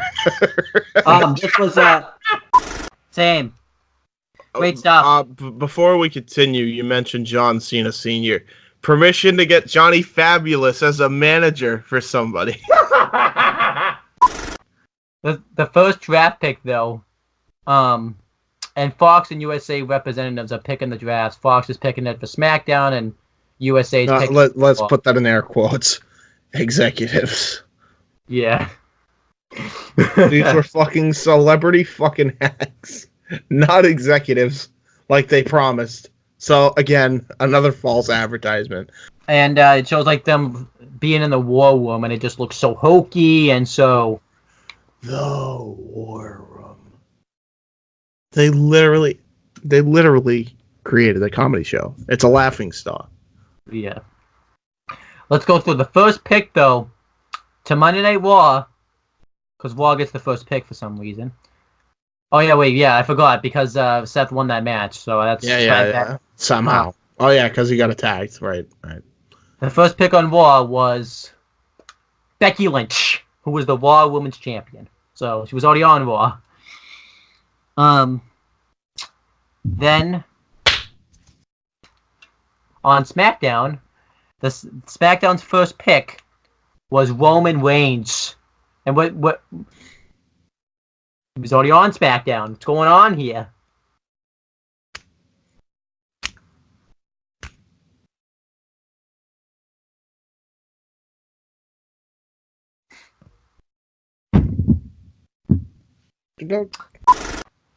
The Miz is talking about how cool he is. He's putting over Ric Flair and Hulk Hogan. Hulk Hogan and Ric Flair are taking jabs at each other. Ric Flair's like, I've had better matches than you, but yet you're the biggest star in wrestling. I've had more world titles than you. And Hogan gets upset because, people talk about... It was a dick measuring contest. Can we just call it what it is? It was a fucking dick measuring contest. Yeah. That's what this was. This is so dumb. And I hate blood money. I hate it because in a heartbeat the Crown Prince saw this and he's like, I want that match! Put it on! And no, we don't want this match. We already saw TNA. It was bad. If Saudi had their way, the match actually would be happening. It's not actually that match. We're going to have a Team Hogan versus Team Flair match where they're going to be the coaches, but they can pick team captains. So Hulk Hogan picked Seth Rollins, and this made no sense. Seth Rollins comes out and he's out of character, being afraid of the Fiend Bray Wyatt. He's not cool. Seth Rollins is not cool. He looks like a geek in this segment. He looks like a fucking geek, dude. He's a geek. I think he's but he's smiling. Fuck it. Turn him heel. Yeah. Can I just say that? The minute he loses the title to the fucking Fiend, turn him heel. Yeah, I am so sick of seeing this smug freaking grin of his. Yeah. Well, you still have to see it. When he's supposed to be selling a feud with, first off, he's supposed to be selling a feud with Lesnar, because technically he's still kind of feuding with Lesnar, even though he's going over to SmackDown, and fucking The Fiend. Yeah. He should be scared shitless, looking behind him every which way right now. Nope. Hogan picked him, he's smiling, all happy. I'm the team captain of Team Hogan. And the team captain of Flair is Randy Orton. That actually makes sense because of the Evolution. Because of the Evolution, yeah. So Randy Orton challenges him into a match, and instead of making this the Universal title match, it's not. Ken Corbin comes out, and I don't know if you heard it yet, James, but they've meshed Corbin's theme. It's like his Ken. He has Ken theme music, but it's also his theme meshed together. It's terrible. Stop. And they beat down Seth Rollins, and Rusev came out and made the save. This made no fucking sense. Isn't he supposed to be a fucking heel?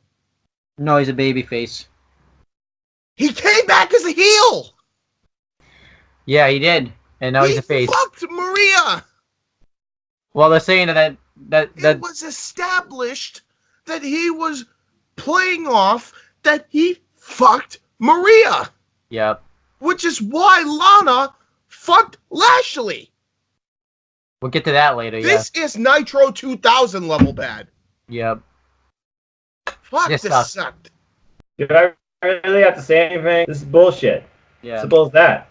You really have a pay-per-view this Sunday, and all you're hyping is a recreation of TNA Lockdown between Team Flair and Team Hogan. Which Impact called out, by the way. Everybody fucking called out on Twitter. And Impact was the first. And this was a good match. You know what? Back then it was a good match. What is this for? Oh, let's recreate the wild card one more time and try and bring TNA to Saudi Arabia because that is what the government wants because the prince owns Vince. This was the definition of absolute bullshit with a turd covered in more turds. What the fuck was this? You really are telling me with this new era, you're going back to this shit. And the only reason this got over with fans, by the way, again. And the only reason this got over with fans is because, nostalgia, it's Flair and Hogan. They're bad-mouthing each other one-on-one. You thought for a moment you were going to get Flair versus Hogan at Blood Money, which would have been even worse. Nope, we're just going to use today's current talent and just be, spot monkeyed and underscore. And Hogan and Flair rule all. Pretty much. I could give shit less about this. I would rather be watching paint dry or a jar of mayonnaise for 15 hours than this segment. What a load of shit. This is why your viewers never fucking stay long term. Because you push the old guard and all of the new guard look like fucking geeks, so they leave! Yep. Here's Waz's next pick, Drew McIntyre.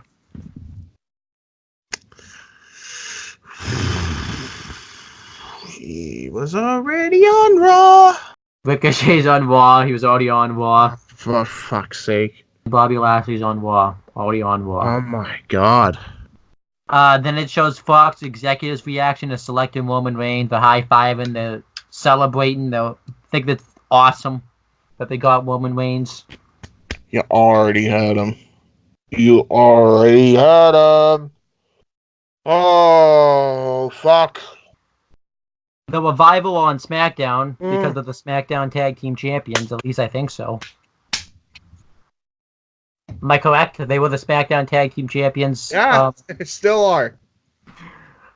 I literally just had a spasm of rage. Heavy Machinery's on SmackDown, and they were already on SmackDown.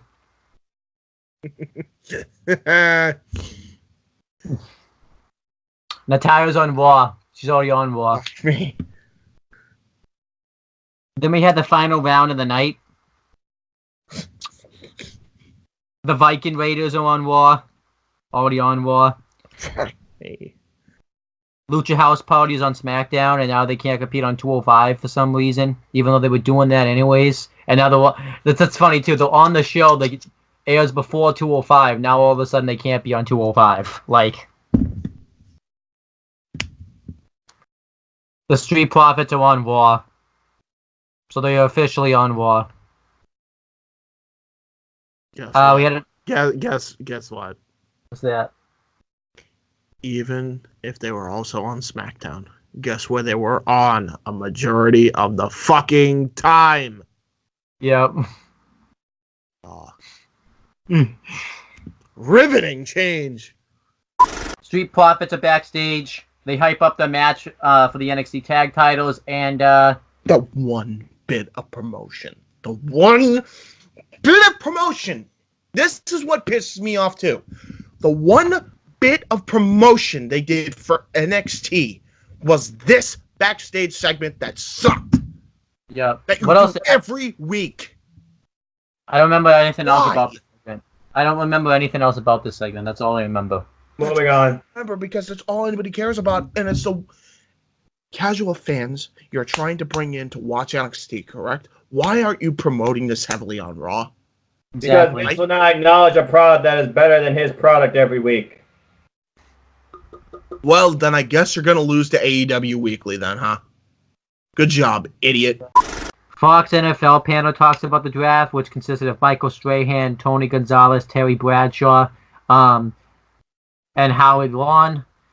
They basically talk about who they would draft at the the first pick, and they're saying people like Hulk Hogan, Ric Flair, Andre the Giant, and Bruno Sammartino.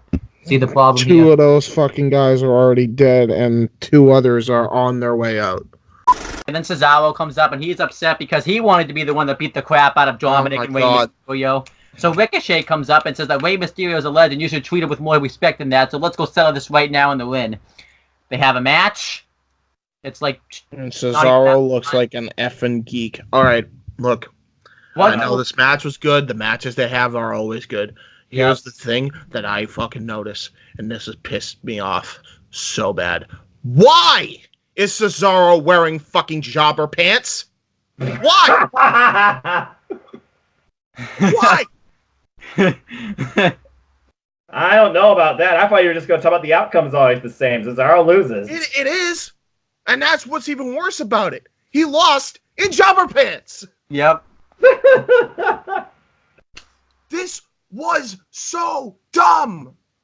Again, if you're gonna have Ricochet versus Cesaro this many times, you might as well do the best of 7 series. Give him a win. Yeah. I gave it a I give it 2.25. It was way too short. This is why I don't watch main roster, man. This is why I feel my blood pressure fucking boiling, seeing guys that I actually like being utilized. Go! Please bring them to NXT. Please let the rumors be true. I don't want to see this every fucking week on Raw. We had Ken Corbin versus Shorty Gable, so he's officially now. Yep. Lacey Evans versus Natalia. Who cares? Control C, Control V. Oh, and Lacey wins again. And then she lays her out with the woman's right. Terrible. 1 star. Well, I'm giving it no star. The New Day wrestled the OC. Kofi. We already discussed this in detail with Kofi. Move on. He pinned AJ Styles with a Trouble in Paradise, and so now he went down from WWE belt to the US Championship. Oh, you fucking pricks! Maria Kanellis gets interviewed. She said she lied. Fuck.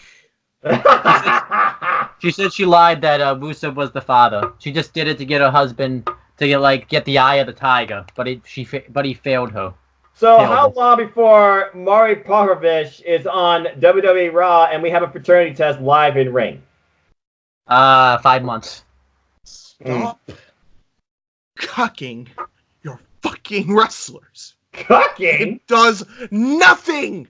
It does nothing to get them over. What is cucking? You don't know cucking? I'll explain cucking. When another woman fucking makes out or has sex with another man in front of you. Oh. Speaking of that, that segues right to the next thing. James, no. So that's why they're calling it that. Now it makes sense. Yep. Oh, and please finish this show. Fox Sports talking about the draft, which consisted of Brady Quinn, and like I said, because it's not Brian Quinn, I don't care. Reggie Bush, Matt Leonard, and Urban Meyer. I'll show you fucking Bush. Fuck me. I don't remember what they talked. Oh, they talked about how it's the grade to get drafted to a show. They talk about what it meant for them to get drafted to their teams for their careers. And they could mean fuck off. You're comparing this fucking pile of garbage to the NFL draft. I don't even watch football, and that's shit. They canceled 205. Unexplicably. No reason. They just canceled it. They wouldn't have it on. This was a last minute call. Right. And everyone's speculating why they did it. I'll tell you why they did it. Fox executives, and they even show a picture when the Firefly Funhouse segment aired, were in the front row, and they were looking, and they were observing the show. A bunch of Fox executives right in the front row, on the hard camera side. Yep, I saw that. So they were watching, and they thought, we can't have 205 because nobody will react.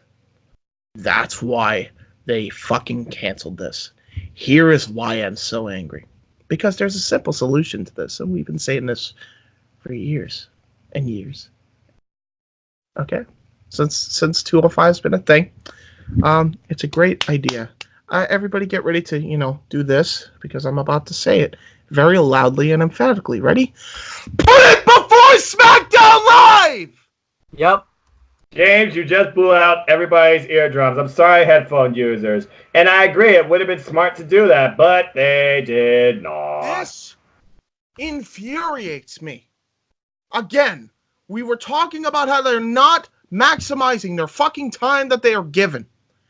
They have 205. They decided to cancel it because they had it after fucking SmackDown. I hope these executives have now forced you to put it before the fucking show. Yep. Do you think the Fox executives actually care, though, about 205 Live? Because obviously Fox is driving the direction because they see that, they're going to be all over that. I hope you're right. All right, so tag teams were able to be picked as one pick, but a brand could pick a single wrestler from that tag team if they wanted to. But then, let's look at the Raw's next pick. Nikki Cross. What? This is stupid because Alexa Bliss and Nikki Cross were a tag team. So why are you wasting 2 picks if you could have just picked them as 1 pick? You just lost yourself a pick. I know, it's so confusing, probably to you. Like, you probably don't understand. Like, I'm looking at a book right now. a bug or a book? A book. Oh, he said a Looking at bug. a book right now. It says cognitive, psychological, a cognitive psychology of mass communication, 6th edition. And on the tags, it says used. And I can determine easily that this is a used book. I can't determine this draft as easy as I just did this used book. Yeah. Do you see the problem here? Mm-hmm. Do you see the problem here? There's more. Oh. I will watch Crown Jewel 2 in its entirety if Wyatt wins. Oh, that's no. how much I want. Oh, God. That's how much I want that. that. What have you done? You realize what you just said? Yeah, I already said it originally, so I have to go with it anyway. Why? Why do you want to watch it? I don't want to watch it. It's fuck Saudi Arabia. I don't want to watch it, but you know, I want Wyatt to win the title. Is that how confident you are that he might not win? How desperate, actually, it seems. That's how desperate I am for him to win. Dude, that is sick in the worst way possible. Yeah. But anyway, I love this Fiend angle, and Seth, another degree of fear, and basically, yeah, he throws him off the stage. That was crazy. I love how you just condemn Owen. That's the sickest thing possible. Anyway. We had the Insider Scoop talk about the draft, and it's just making fun of, like, the Wrestling Observer and stuff, where all the insider stuff is wrong. So there you go.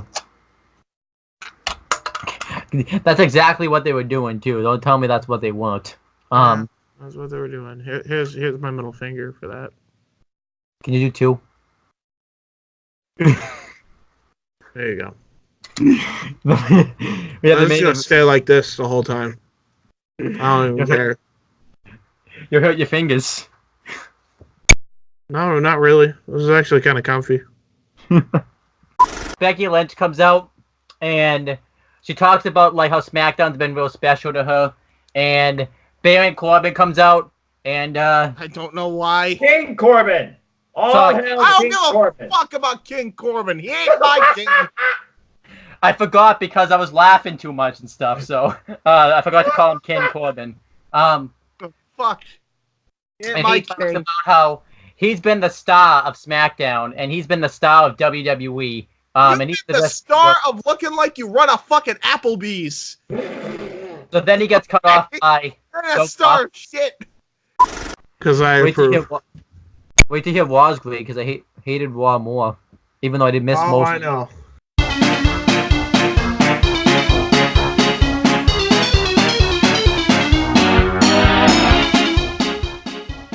I farted, by the way. That's how much I care about this fucking show. There you go. Before that, though... it smells like burger. Good. At least it smells better than Raw's fucking pile of garbage they gave us on Monday. Apollo Crews was drafted to SmackDown, even though he was already on SmackDown.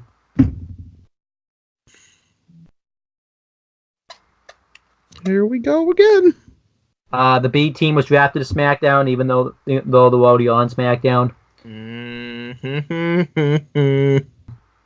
EC3 was drafted to Raw, even though he was already on Raw.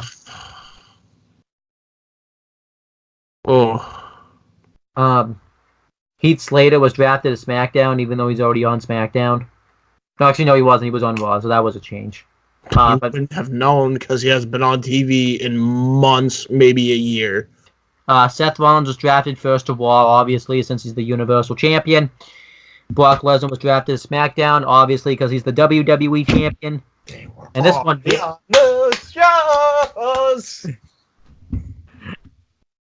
The New Day was drafted to SmackDown. So they missed the chance to break him up. That weren't they already on SmackDown? Yes. Okay. Oh. Daniel Bryan was drafted to SmackDown, even though he was already on SmackDown. Oh, for fuck's sake. Rusev's on Raw, already on Raw. Oh my god. Bailey's on SmackDown, already on SmackDown. She's the champ, so Aleister Black's on Raw because his wife's on Raw, so he had to go to Raw because they want to keep the couples together. The Viking Raiders won with the Viking Experience, I think, on Dolph Ziggler. The Viking Raiders afterwards call their finisher the fucking team name that they fucking first named. Yeah. So of course Vince still gets his way, right? I'm so fucking close to punching the fucking camera. Oh my god, I'm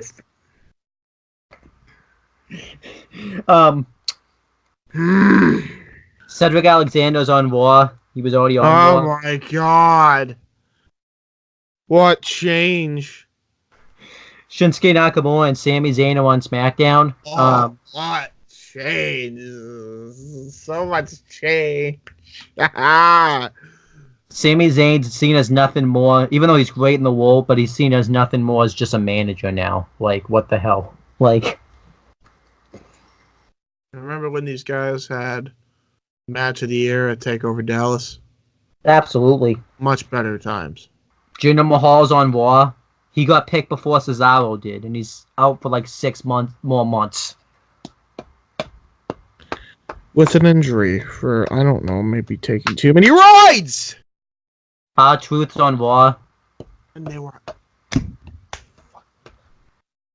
high-fived at the fact that they drafted R-Truth, the 24/7 comedy fucking champion. They high-fived like they won the Super Bowl and drafted him to a brand he was already on! Yep. Round 6 of the draft. Samoa Joe's on Raw. Already on Raw. No one cares. He was already on Raw. The Miz is on SmackDown, even though his show's on USA Network, so that makes no sense. And Shelton Benjamin's on Raw. Which again, of course, it rounds out the entire draft. Shelton Benjamin's on Raw, a show that he was already on. No, he was on SmackDown. Oh yeah, really? I'll tell you why you're on. Because guess the last place he showed up before WrestleMania 35. Raw! He got drafted over and traded to Raw. There's my case. We had Buddy Murphy. Fucking company. Rey Mysterio's on Raw. Already on Raw. Titus O'Neil's on Raw. He was already on Raw. The head of catering. Elias What's on the menu today on Raw tonight, Titus? Oh, we got some pasta. Pizza, pasta, put it in a box. Deliver it to my house and put it on my cock. My cock. Cheesy on martini and some salsa on my balls. Hey! Do his bot call. Do his bot call. Don't forget that. Huh? Do his call. His his catchphrase. The bot call. Oh.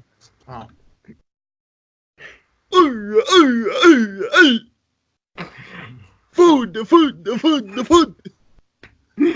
There you go. At least we can get some laughs right now. That's sad laughter. Elias is on SmackDown, even though he was already on SmackDown.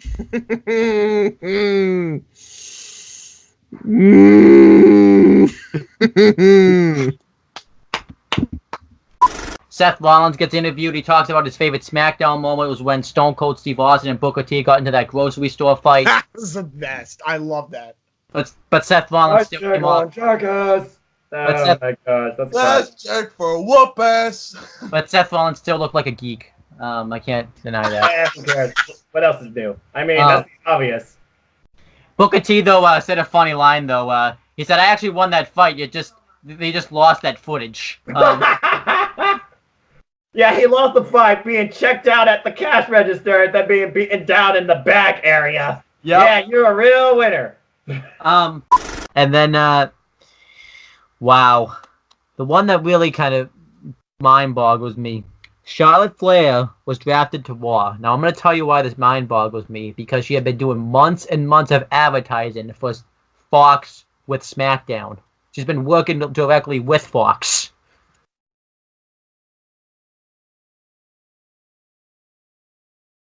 And honestly, she could probably bring the ratings up for Fox, too. She had the last name Flair.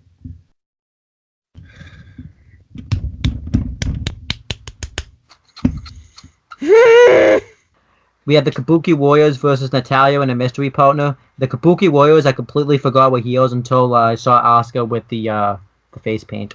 And the mystery partner, remember how Lacey Evans was drafted to SmackDown? She was the mystery tag team partner on Raw. She was wrestling on Raw.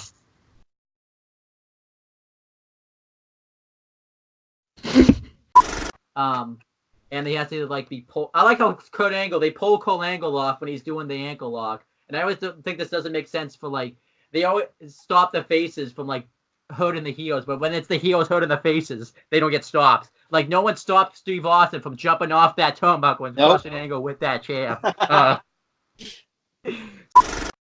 We had the exclusive, the Real Housewives and the Psych cast were talking about how excited they were for the draft night 2.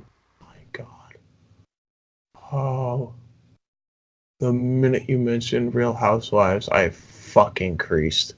And they kept saying throughout this show, this is possibly the last time you're ever going to see these matches again. You might never see the new fight the OC. Right off. It showed SmackDown to Fox ad. I don't remember it because, I just don't remember it. Then, I love the fact he talks about this like I don't remember. This is irrelevant to me. So I mean, it happened, so y'all know about it. But if y'all want to watch it, I just go watch it. That's sometimes my channel in a nutshell, Noah. Like when it comes, I feel like anytime it's main roster, he's just like, I don't remember. He's all happy, all stupid and dumb and smiley, even though he doesn't have the belt. Rambling Rabbit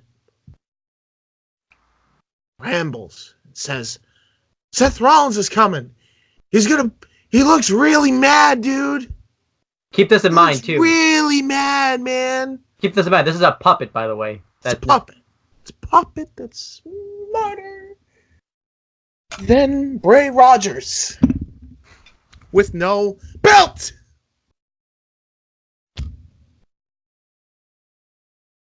What is there to say? Yeah, like really. What is there to say? This fucking main roster, this goddamn product is in shambles. In shambles. And any time I talk about it, I don't even watch it.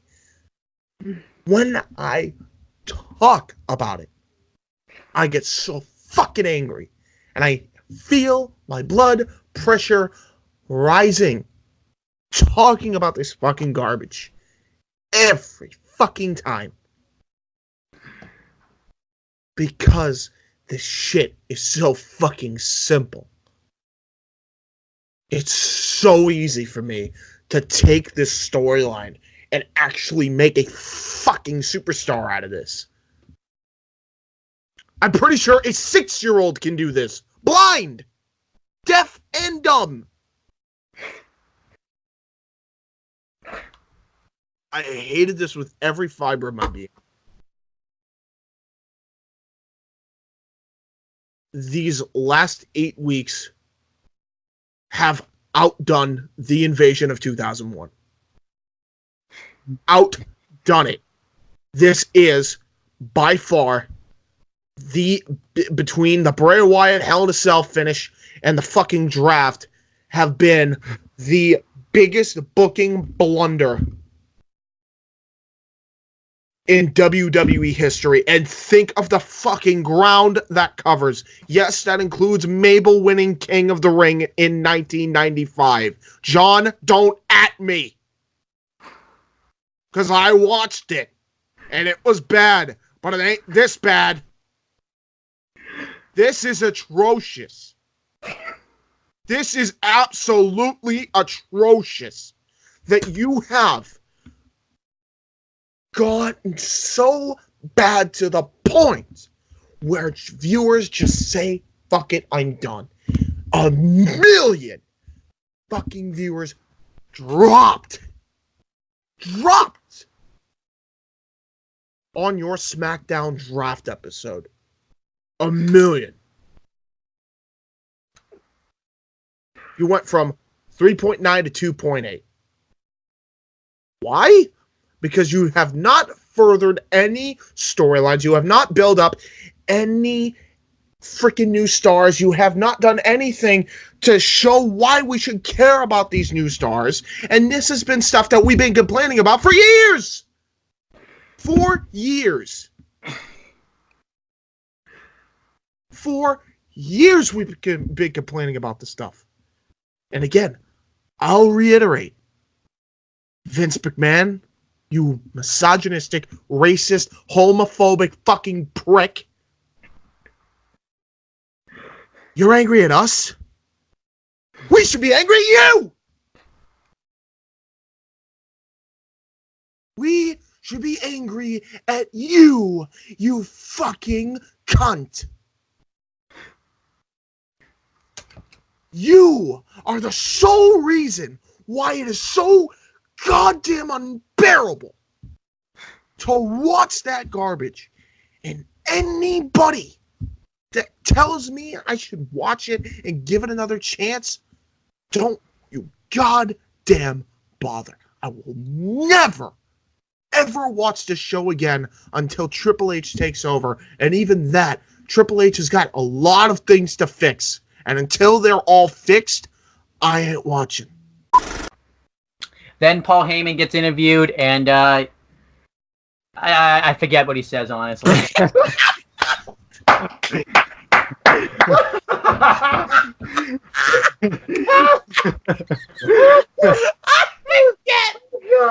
forget what he said. Oh, Jesus. Remember anything before 8 p.m.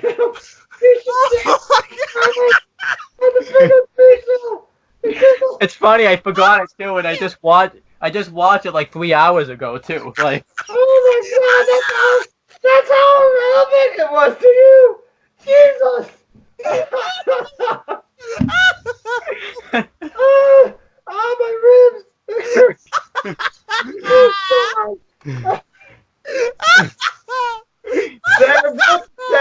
They reviewed the set. Paul Heyman talked about hope be fleeting when you're in the ring with Brock Lesnar. You don't have to do it if you don't want to do it. I'm just saying.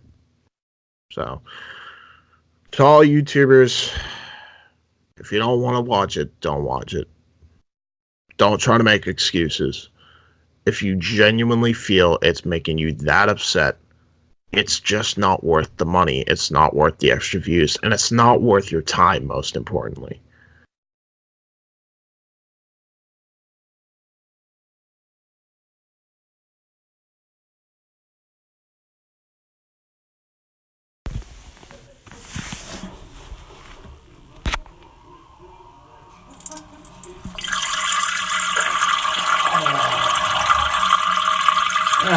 Take that, Raw and SmackDown.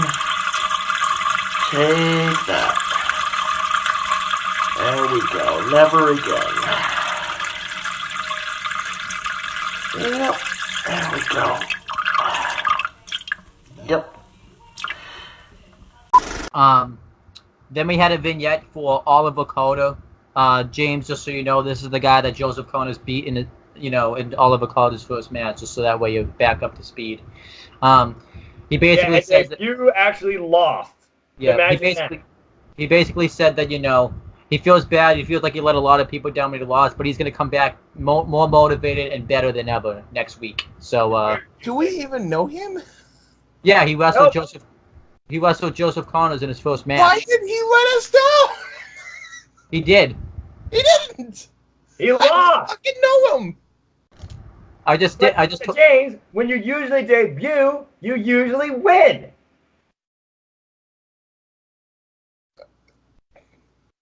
Moving on. Unless you're a low-level jobber. Was he a low-level jobber? I don't know who the guy is. So he's a jobber. He's not a jobber if they hyped him up with a video. What's his name? What's his name again? Ronan Oliver. Oliver Cotto. Oliver Cotto. Oliver Carter. Oliver. Listen to me. Let me talk with you, dude. Do you need to talk? Do you need to talk about your feelings? Are you okay? Are you taking this a little bit too hard? Just maybe a little bit. Just a question. It's okay. Oh God. James is losing his mind. Owen, continue. Get through this before James officially goes broken. No Luchasaurus tonight. He's got a hamstring injury. Oh no! No! Marco Stunt and Jungle Boy. No! Damn it. But anyhow, it was a plancha spot right before they went to their first ever commercial break. I'm not used to that. I'm gonna have to get used to commercial break. I did like that, yeah. Chris, what did you enjoy more, this match or the match we saw live? Live for sure. Because I mean, obviously, live. What sort of question is that? Live. You two were live at a freaking AEW show. Damn it, you're lucky. I had to rub it in your face, Noah. I had to rub it in your face. I wish I could have gone. I better stop. I better stop because then the glasses will come off and then the whole show is over. Don't you get me even started. Well, I mean, if you're not careful, maybe glass will shatter. Speaking of glass shattering, on to all right, let's talk about this. Let me talk about this. James, it's not Steve Austin. Well, I mean, yes, but glass still shattered. Trust. I thought for sure. So, that was a scary. Cody comes out. Joe Galley interviews Cole Cabana. Cole Cabana basically just being a meme. And then he's like, who's my partner ever going to be? Oh, who could be my partner? Well, his name is... And then all of a sudden he gets cut off with Mr. And out comes Ken Anderson. The crowd pops. Yeah. And then he just he could have picked anybody in the world, but he picked this asshole. And then he's like, they're going to feel the wrath of Mr. Cabana. And then Cabana just goes, Cabana. And then Ken Anderson goes, and Mr. Anderson. Cabana gets on the mic again, Cabana. And then you just see Anderson. The best. And even Cornette almost broke afterwards. Hey, yeah. What the fuck? Scorpio Sky for president. My fellow Americans. Yeah, I was like, that was incredible. That was I was floored by how on point that Barack Obama impression was. That was amazing. And then you just have this is Daniels and Kaz as secret agents. Yeah. I'm sorry. Turn these guys heel because they'd be so much more entertaining. I feel like it's so out of place, and this is why. MJF hands Cody his scarf. He wraps it around his hand. What are you gonna do? Punches the door.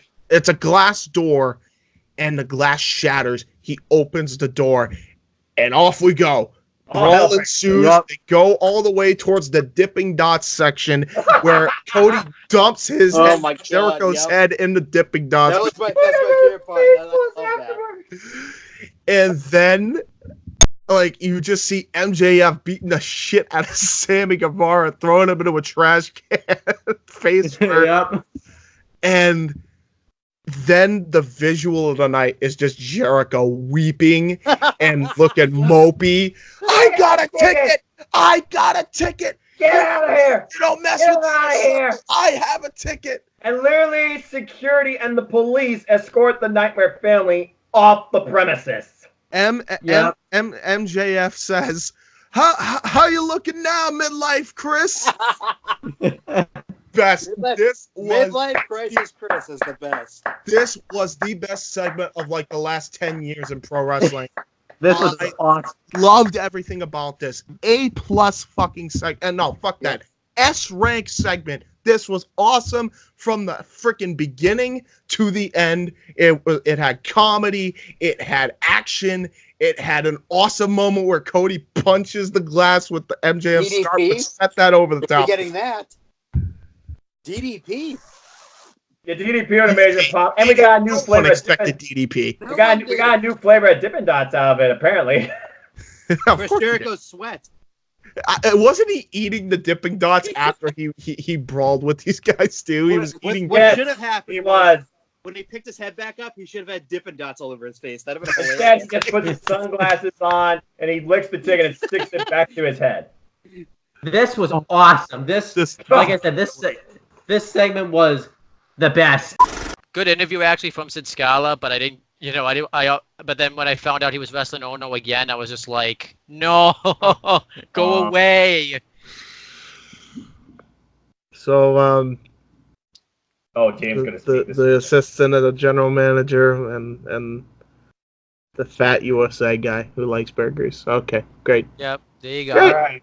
Great. Let's keep going. We're all trying to get some good stuff in UK because even you gotta admit, James, there's still some good stuff in NXT UK. I know why he's involved in them now. I know why Cassius Soto's involved in them now.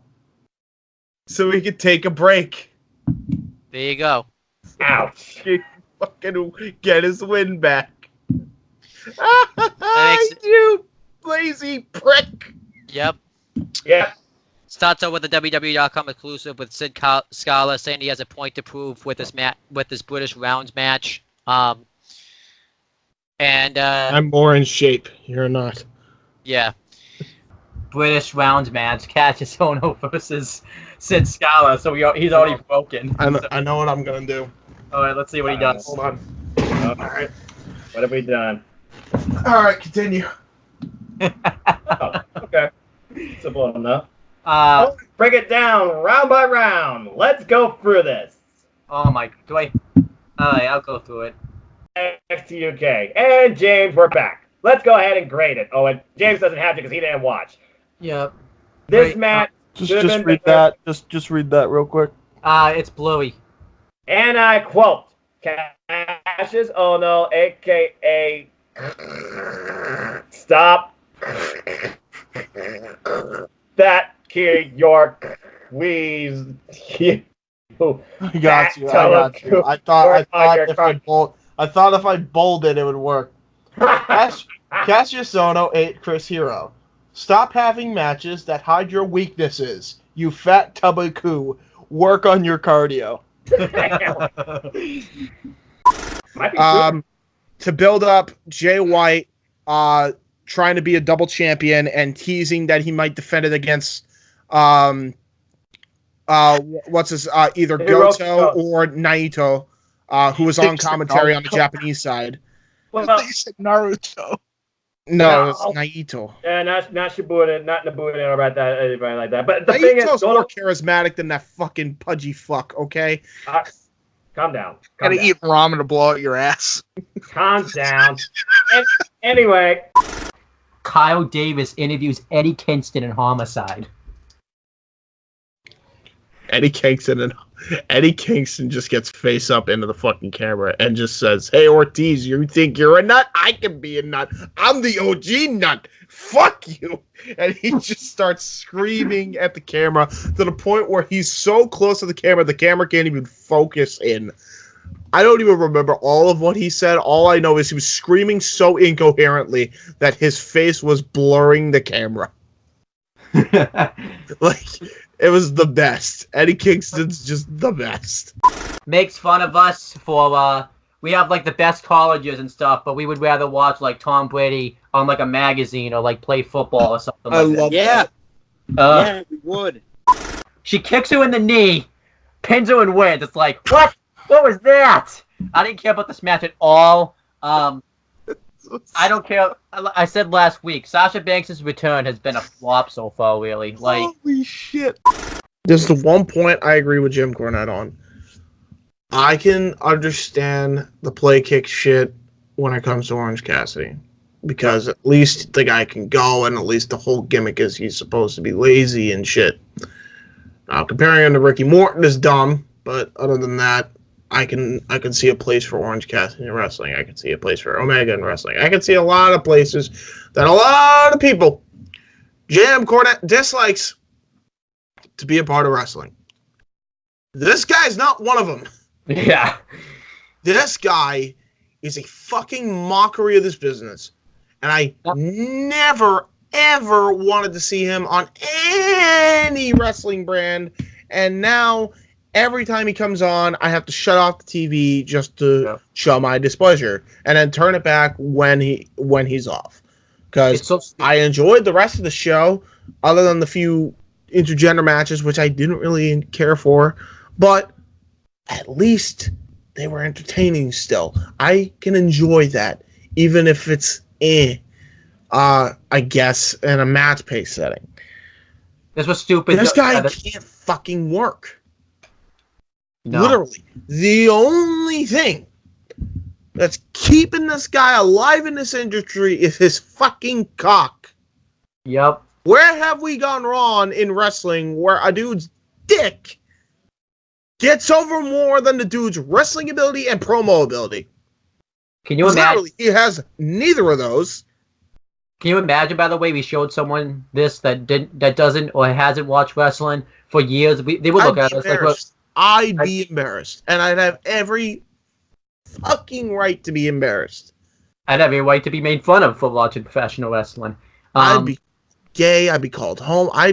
Look, it's 2019. And that's fine. If you're gay, that's great. I don't have a problem with it. But when I'm a straight man and I watch this shit and you see a dude do a dick spot and then you have fucking people call me gay, guess what? I'm not gay. This guy is. I ain't. Funny thing is, this is coming from a guy, too, that actually found that, like, Invisible Man versus Invisible Man match somewhat entertaining. Because I didn't go into it trying to take it seriously. This is just a joke. You're making like a mockery of moves and shit. And it's like, it's fine. I've even said, like, Joey Ryan could do what he's doing outside of American television. But here he is in Impact. Why? Why sign a guy like that?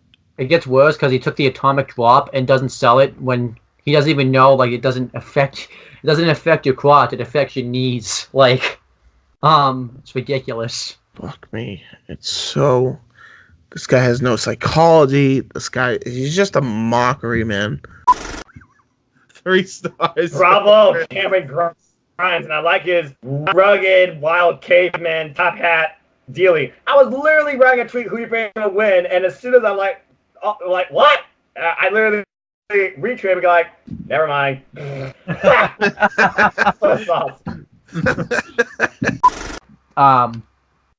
Thomas's partner goes to go off the top turnbuckle, and you hear Eddie Kingston say, "Get out of my fucking face!" Like, and they had to bleep it out and everything. Like, I love Kingston. He said "fuck" with no. He had no fucking chill, and he just fucking said it. And then Jim Cornette's like, "Are you allowed to say that on national TV?" The North, they're a great tag team too. Ethan Page. So I hope that's a tag team program going forward. Ethan Page, and what's the other guy's name? I forget. Ethan Page, I forget the other guy's name too, to be honest. Hold on, this is what we have the internet for. Yes, it is. Josh Alexander. Don't worry, everyone. We'll try not to call him Bram every week. We'll try to refer to him as the name he has now. It's just we forget what it is right now. So we'll fix that next week. Who's his tag partner? I forget his tag partner's name. So I looked this up to Let's just look it up now. Fuck it. When, like, this is not the first time we've had to look up something on the air anyway. Okay. We're the most disorganized show on YouTube. Yeah, I mean, you. All right, so. Well, just because I edit it doesn't mean this still isn't the most disorganized show on YouTube. Look at Roddy Piper coming out of fucking nowhere, okay? Yeah, we won't call him Blam anymore. We'll barely. Calling him Blam is over. And now that I've said that, James is probably gonna call him Blam every week. I'm gonna call it. Yeah, I'm calling him Bram every week now. You just sealed that fate. You just sealed that fate. So now I'm gonna have to correct. Fuck you, Bram. You alcoholic fuck. So now I'm gonna have to correct. Yeah, in fairness, I've heard he's gotten clean, but I'm still. It's just funny now. It's a meme. I like you, Bram, but fuck you, Bram. So I'll have to correct you every week, and And then we'll have a big whoop. Want to fight about it? Let me get the tweet up again. I'll just get it up real quick. Yeah, no, read the tweet again because you can. Because this pretty much fits the bill for the opening portion of this match here. Ready? 3. No, get ready to read it. 1. There we go. All right, yeah. So I think for Only Lorcan's my sister Brown, he's like, I must kick ass, I must kick ass, I must kick ass, I must kick ass, I must kick ass. And boy, did he kick ass. Freaking running hit attack, running blockbuster. Only Lorcan looked like he was about to explode. I've never seen him look more angry in my life. And I'm happy to try. He looked like that Pokemon Volbeat. He looked like Volbeat. Like a human version of Volbeat, and then he just grabbed him by the face. Paint brushed this dude. Bam, the sweat and the freaking just went flying, each one harder than the last. And we even got hugs from both teams. First from the Young Bucks. Stop. Only the best friends can. Only the best friends can hug. You guys don't get to hug. That's illegal. The Young Bucks are clearly heels here. Yeah. Yes, but the Young Bucks are also brothers. I think they have a right to hug Owen. No, they're not allowed to touch each other. Not in wrestling, James. What did you think of Lance Archer, Mike? Go for it. Good shit. Did you like his catchphrase? Everybody dies. No, you don't like it. I've heard better. I like his delivery on it. I laugh every time he delivers on it. Yeah, he has F in between it. Everybody motherfucking dies. And he literally got up in Kevin Kelly's face, and I think Roger Romero was in there at the time, scared for his life. Like, no, everybody dies. And of course, everybody still died. He still knocks everybody out from around the ringside. Oh yeah, he beat up the poor young lion. I forgot about this. Poor Yuya Yamara. He didn't deserve that. And it looks like that Eddie Kingston and Homicide are on the verge of winning the NWA World Tag Team Championships. And this is what kept the match from being 3.5. The Dawsons attack everybody. They just lay them out, and the match gets thrown out. So the wild cards retain the tag titles because you can't win titles or submission. I want to see Kingston and Homicide win the belts. Don't be too much fanboy, then you'll have to apologize next week. So. Well said. It's blasphemous. Fuck the Dawsons. Well, I'll tell you why this didn't work. Because anyhow, then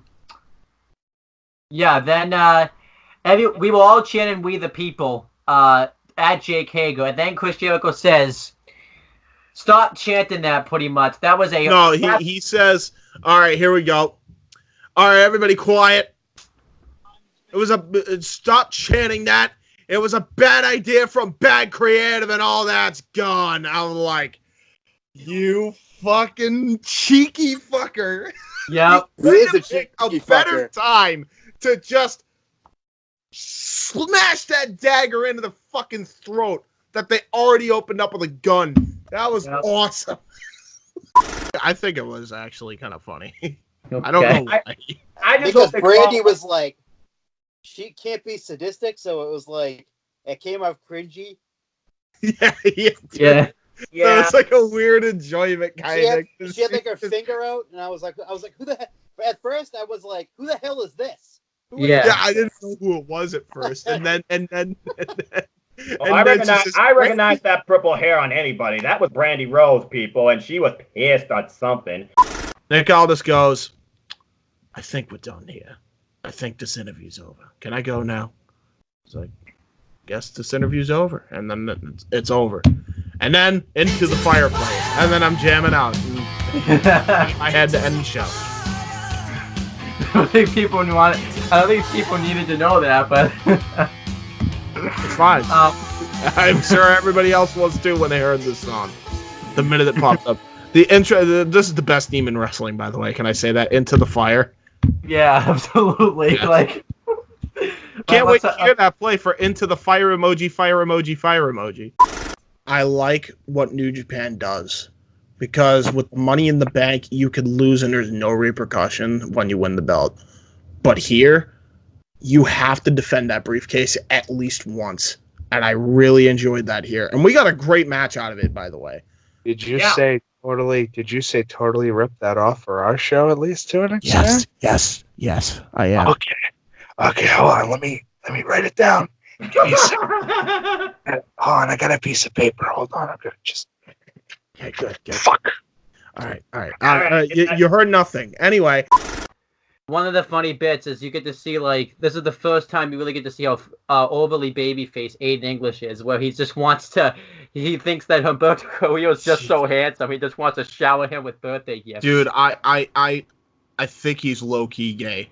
Like, no man, and I've never heard a babyface infatuate himself so much with a guy like Aiden English does for Humberto Carrillo. And then you have to look at his tag team partners. He had Simon Gotch as a tag team partner, Rusev as a tag team partner. Now he's going gaga over Humberto Carrillo. I think he's gay.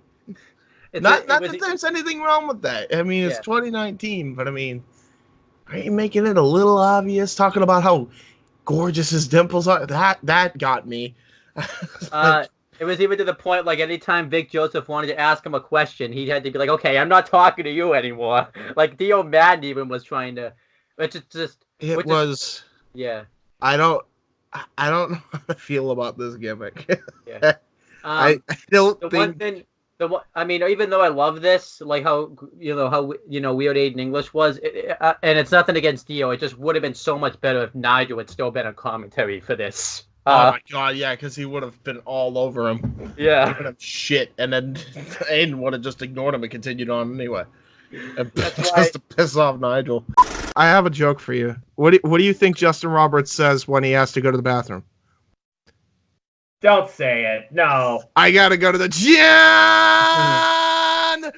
Let me segue back to the interview. This interview was absolutely excellent. Nick Aldis has always been able to talk, and it's a crime that guy was never... Oh, yeah, he was an Impact... I forgot he was Impact World Champion, so my bad. I forgot about it. He was Impact World Champion, but it was still a crime because they made it so forgettable because of Dixieland! Yeah. Yo, fucking mooks. Jimmy Havoc has a finger fetish because he was trying to eat Darby Allin's fingers throughout much of this match, and he was fucking freak. I love him. He's fucking freak. He was bending him. He put him into the steps and stomped on him. He destroyed his hand. Like Darby Allin's depriving Jimmy Havoc of basic human rights by not giving him food. Like, what are you doing, man? Like, come on. Like, And with that being said, you saw the future me. I'm going to go back to past me where we talked to Owen and Chris about NXT and NWA Powerrr.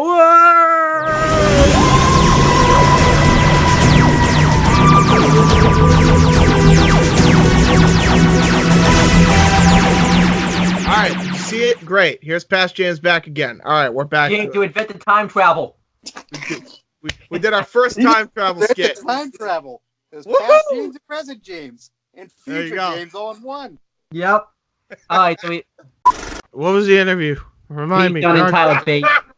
Pete Dunne and Tyler Bate. Okay, I remember. So Pete Dunne and Tyler Bate, they were walking. The best way I could describe them is they looked like they were at the pub and They tried to get some tail, but they ended up realizing that these bitches ain't loyal. So they just British kind of strong walked out. style in NXT. Yeah. So they came out. They looked like gents. DMD won with the Windsor Saturn Mandible Claw finisher, and The Yankum. yep. I hope that gets over, please. Cody had a match with Orange Cassidy, but it really wasn't Orange Cassidy. It was that fan we always see like dressed up as Orange Cassidy. And Cody Rhodes took like the pinfall for him. And MJF was the star of that segment. Don't you do it, you little brat. and then the ref comes out and makes the count, and MJF chases him backstage like, fuck, it was so good. AEW stole your idea. You gotta sue them. I'm fine with it. Take all our ideas. I don't care. Go ahead. Just bring Kairi Sane and Asuka back down to NXT. Honest to God, what the hell are you gonna do with them on SmackDown or Raw? What are you gonna do? Yeah. You might as well, because I feel like Asuka and Kairi Sane, especially if Io Shirai is like the leader of the Kabuki Warriors, that could really work. Just saying. That could work great. Imagine those three coming together. Oh my god. We're everybody dies. Everybody in NXT gets a kick. That's a whole new form of Suzuki-gun right there. That's called Io-gun. Then we had yeah, good stuff. What'd you guys think of this? Thumbs up. Yeah, three stars on TV. But yeah, I enjoyed it. Then I believe next was Best Friends getting interviewed. And somewhere Jim Cornette had a connection fit. Yep. They asked Best Friends how they think they're gonna do in the audio did get cut out a little bit here. Like it was kind of quiet, so we couldn't really hear them at first. But the minute I saw that hug and video package, I'm like, yeah, that's gay. Like, I know that's the gimmick, but like, like even gay people, even Sonny Kiss would be like, bro, that's pretty gay. I'm just saying. I mean, are you sure you two aren't fucking? Then and if you are, may I join? That's exactly what Sonny Kiss would say. That's they get asked how they get asked what they think their chances are in the AEW World Tag Team Championship tournament, and then they're like, I don't know, ask him. And they ask Orange Cassidy, he just puts his 2 thumbs up. It was. I fucking love Orange Cassidy. Now he's turned the corner for me. I love it. I booed the shit out of him. Matt Widow hits the jackhammer in this match, and at this point, so when the crowd started chanting Riddle, Riddle, and then he does the jackhammer in response, which I don't know what it is, but something tells me backstage Goldberg and Riddle are good friends now. I don't know why, but something tells me I don't think they hate each other anymore. I still don't think Goldberg is Riddle's bro. I will say that. But I think they get along in a business sense, and I sense a match in the future. Sadly, probably for Blood Money, and it won't be for NXT. Yeah, that match is probably gonna happen. Suplex on the chairs, the fucking Aleister Black spot. Yeah. With Adam Cole.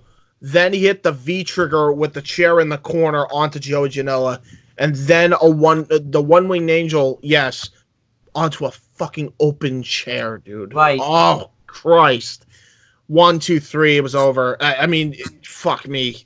Yeah. Joey Janela, you're a fucking nutbag. Holy shit. I did see some criticism that some people complained that it took Kenny Omega like 30 minutes to beat Joey Janela, who's supposed to be like... He's a fucking lunatic! Yeah, so... With a fridge. He has a fridge. with a fridge. A fridge full of beer. Kenny Omega signs us out by doing the... Oh, come on, man. Why does everybody call me late at night when I'm in the middle of a show? They're probably trying to wish you happy birthday because it is... I know. All right, hold on. Let me answer this. All right, let me stop. Should I stop recording? No, it's fine. Hey, what's up, Brian? Happy birthday. I appreciate it, man. I'm actually in the middle of the show right now, but I wanted to answer because I know you're probably trying to wish me a happy birthday.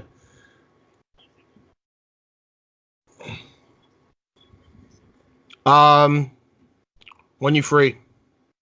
This week? Free tomorrow? Yeah, I can do tomorrow. Do you want it? Tomorrow, right when I get out of school, actually, no, I'm not free. I'm sorry. I got my grandpa's birthday. That's not gonna work. What? Either Tuesday, Wednesday, or Thursday. Okay. All right. Yep. We'll schedule for that then. All right. Talk to you later, man. All right. Bye. All right. Well, that's done. Okay. So, as you were have to saying, cut that out. Nah. Nah. Why not? Hey, it is my birthday. It makes sense, right? Yeah, why not? Next, Bo is backstage, and he's just getting ready for his match with Killian Dane. He says stuff. I don't know what he said because I don't speak the language. So, there you go.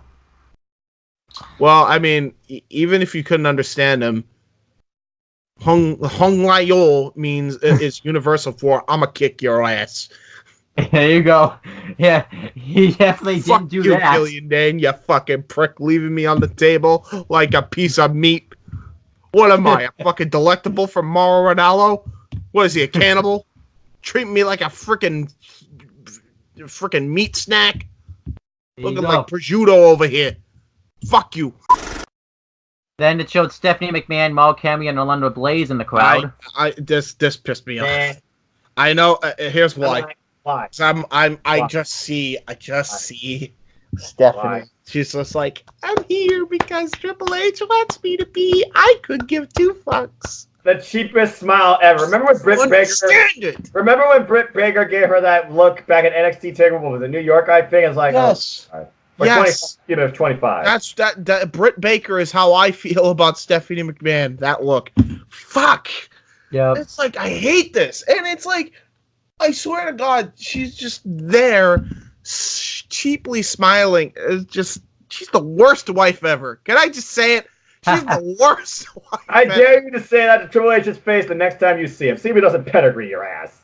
He probably will, but God, he could do so much better. I know. The thing is, they probably love each other, but fuck, show a little bit of excitement. Yeah. I can't tell if half the time she's being genuine or robotic. Then we had another very good match. I don't know if anybody listens to Brian Alvarez and Vinny from the Wrestling Observer. Yeah. There's a great line where Vinny compares Fandango to the Mountie. In that, Fandango is fully embracing that he's a stripper. Yeah. He runs with it. He runs with it. I mean, he ain't wrong. He's got the hips. Then Isaiah I mean, there's some truth to that, maybe. Damn, though. Rhea Ripley squashed Aaliyah. Like, fucking murked her. Absolute murked this woman. Yeah. I loved it. And it wasn't like if anybody, this is the best comparison I can make to it. Imagine watching a Dean Malenko match. Now imagine Dean Malenko as a sexy female who's like freaking 3 inches taller than Dean Malenko, throwing this woman into a freaking reverse cloverleaf over and over and over again until Aaliyah taps out. And that's just spinning in circles. That's the ending spot. Yes. That's one thing you talk about that they can be different from AEW, because AEW is really not doing short matches. This is one thing NXT can do that's, different from AEW. Brandon Cutler, MJF. True, but But this was no Brandon Cutler, MJF. This was so much better than that. The match probably really is like a 3, but just because I love seeing like Rhea Ripley destroy people, I gave it 3 3/4. It was awesome. Great. This is great. 3 3/4 squash. That was great. Shit, this is fucking great. Chris, your thoughts? Fantastic. Then we had Tainala, not Cunty, even though it's still in a Titantron, which was weird. Versus Tegan Knox. Good stuff. Great stuff. He's awesome. Like I said, awesome on the mic. Always has been. Always will be. Unless he gets hit in the throat the one way or something. Right. Then he becomes Kane. Yeah. Suck it. Pretty much. Bask in my glory, boy. Bask in my glory. Dominic Dijakovic, I'm gonna kill you for doing this to my throat. Yep. Firefly Funhouse. This was awesome. So, all the puppets are shaking in fear because they're afraid of what the Fiend is gonna do to Seth Rollins at Hell in a Cell. Ramblin' Rabbit's so afraid he dies. So how about a heart attack? It just dropped dead. Yeah. He passed out from a heart attack, cardiac arrest. What is this? What is this? Like the fourth time he's died? Like he's like freaking Kenny from South Park. Good lord! Oh my God! You killed Rabbit. You bastard! So then Bray Wyatt acts all concerned. He's like, oh well, and he tosses the corpse of Ramblin' aside. And he says I love Firefly Funhouse so much. And the puppets are talking normally about. Normally I'd be all over the comedy of this, but the show sucked so bad that I needed to laugh. So this is what we needed, James. This is what we needed. All the puppets are all afraid about what the Fiend Seth Rollins is going to do to.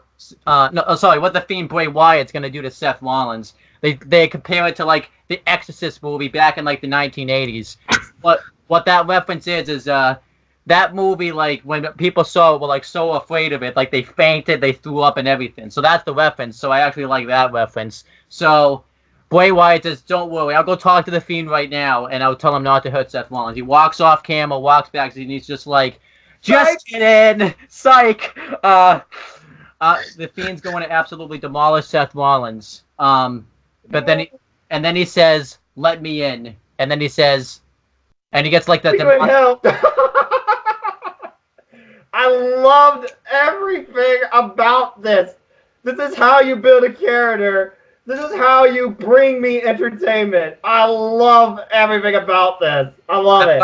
I forgot to say too. It was the Mr. Rogers version of Bray Wyatt, not Bray Rogers. Yes. If Bray Rogers is just a psyche in Bray Wyatt's mind, and I never see him in the ring or in the arena, I'm okay with that if this keeps going, because that's just too damn funny. See if you remember this, James. Killian Dane outside. Yes. Barrel. He looks so sad at first, and I felt bad for Dane. Kind of staring at his fingers, wrapping them, looking all depressed, and I'm like, oh. Don't be sad, Dane. Don't be sad. And then it slowly, he's just like, Pete Dunne, last week you tried to break my fingers.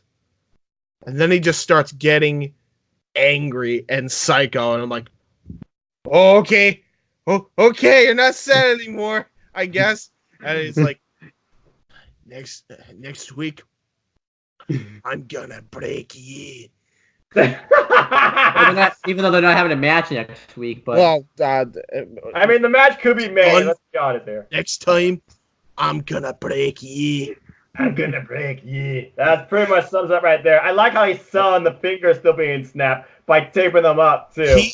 At one point he taped them up correctly, but then he just kept over taping it, which you're not supposed to do. No. So he just kept doing it over and over again, not realizing he's putting too much tape.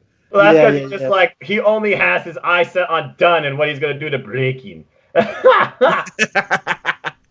For the freaking 3 count off the Shining Wizard that she freaking hit, Kaylee Ray's long legs, she got some long legs, man, freaking goes to the ropes and was able to break the count. I was like, damn it, Tegan, damn it. What is with baby faces not grabbing the freaking leg by the ropes? God! Did you really say Adam Cole snap, crackle, and pop the nose, you motherfucker? Yeah, that's what Matt Riddle said. Who did? Matt Riddle said that. Matt Riddle said that? Yeah, he said he made his snap. He said he heard his snap, crackle, and pop. In an interview? Yeah. That's the best. I wish it was rated R so that way they could have censored the F word where he just said snap, crackle, fuck you. Right? We were supposed to have Breezango versus Everrise. I hate that tag team name, but 3.0 in the Indies for anyone who doesn't know. And then the Forgotten Sons were like, stop forgetting us, you fucking prick. Yeah. For the 856th time they've had to say that. Cesaro's just pissed because he's, instead of wearing tights, he's now a jobber in pants. Well, wasn't he wearing pants in UK? Wasn't he wearing pants in UK? I thought he was. I thought he was wearing the freaking trunks he always wears. Maybe he was, yeah. Either way, I don't want the pants. Give him the trunks, please. Give him new music, please. I don't know what his new music is. Why did they change it? Well, because Sheamus got, Sheamus can't wrestle. Who the fuck cares? There you go. At some point, are they just gonna pair up all the freaking strippers and Angel Garza just joins up with Breezango? Come on now. Yeah, right. I'll just say. Are you trying to bring Chippendales to freaking NXT? I mean, they're already here in Fandango and fucking Tyler Breeze. What are you talking about? Shut up. Then we had Excellent. Jackson Biker, though. I really wish they would just break him away from this group and just put the rocket ship up his ass, because he's awesome. Up his ass? Why not? Jesus Christ. Come on, if... said that, I'm not too sure that'd be pretty painful. Dude, that was like a it looked like a dildo. Do you remember on the Pro Wrestling Roundtable? It looked like a dildo full of change, and then he just interjects with, "Oh, I used to have one of those." That was that moment, just in a different context. Then we had the next match. It was Killian. Speaking of people who came down from the main roster, it was Boa versus Killian Dane. And Killian squashed him. The end. Yeah. Do I need to say anything else? Happy birthday to me. Happy birthday to me. Happy birthday to me. I'm a fucking dumb prick.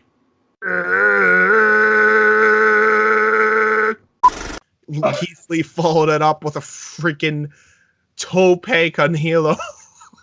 Flawless, I might To add. which Clear the Mauro rope. Ranallo ended up going through puberty all over again and got a deeper voice and said, Keith Lee! Oh my God. And the crowd is just exploding. And they hit the Memory Remains on Tyler Breeze for the win. They ripped off fucking Metallica Yep. to call their finisher, to name their finisher. They ripped off a Metallica song. Yep. Fuck, I wish I'd forgotten you now, you pricks. I still thought the match was really good, but Yeah, no, it was a really good match, but come on. Yeah. Don't I want to be Zongo to disrespect win. Metallica like that. Matt Riddle. Let me rephrase that. I'm sorry. Rhea Ripley versus Kaden Carter. Why did they change the original name for her? What was her name before? Because I thought it was way better. Lacey Lane. Lacey Lane. I like that name so much better. I don't know why she's Kaden Carter. That's a stupid name. What is she? Related to Ethan Carter and Dixie Carter? Maybe. Why is he named Kaden Carter? This irritated me beyond belief. I couldn't believe they changed her name when they didn't need to change her name. I don't know why they changed her name. I mean, maybe it's just one of those, I can't even say it's a Vince thing because it's not even his thing, but maybe It it's probably is a Vince thing. You gotta change everybody's name, pal, so they don't use it when they leave the company. Or I'm sorry, Roided Monkey. I gotta get used to that. But it's I don't get it, man. She had a perfectly fine name. Does anybody want any of Killian He doesn't Dane? want any of that smoke. Oh God! Don't remind me. That's all that fucker said. That's all he said. Ugh, it irked me because all he kept saying was that fucking line, and I wanted to punch him. That's all he said over and over and over and over again. It was, You know what? That's what made AEW better, because I didn't have to fucking hear, "We want to smoke" 15 times. Fuck. We're gonna fight. Then we had I hated it. It's like, because I know Wale is a you. better rapper. Then we had Damian Priest. Zaya Brookside does a promo at the UK Performance Center. James, you talk about that. Do I have to? Come on, give her. Dude, I'm sorry, Noah. This gimmick sucks. Yeah, it It's sucks. So bad. It is so bad. She doesn't have a gimmick. She's a fucking yeah. It is. It's absolutely gimmick. You know what she is? She's a fucking YouTuber. She's a vlogging YouTuber. That's what she is, and she's cringy just like one. Ouch. Yep. Maxwell Jacob Friedman. Honest to God, I think he might be the best heel in the world. I think he even gives Zach Gibson a run for his money. This guy's tremendous. Zach Gibson, Jay White, you're putting him in a highly class, man. Dude, he's so good though. He has received death threats, so dude, receiving death threats. That's where he trumps all of them, dude. When you start getting death threats from one. What I like about him too, he stays in this role 24/7. He's never.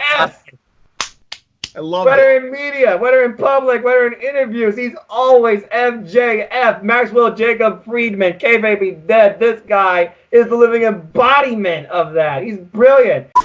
Twitter integration for storytelling, because it seems like Garza was tweeting up a storm from photocopying the belt around his waist. That was awesome.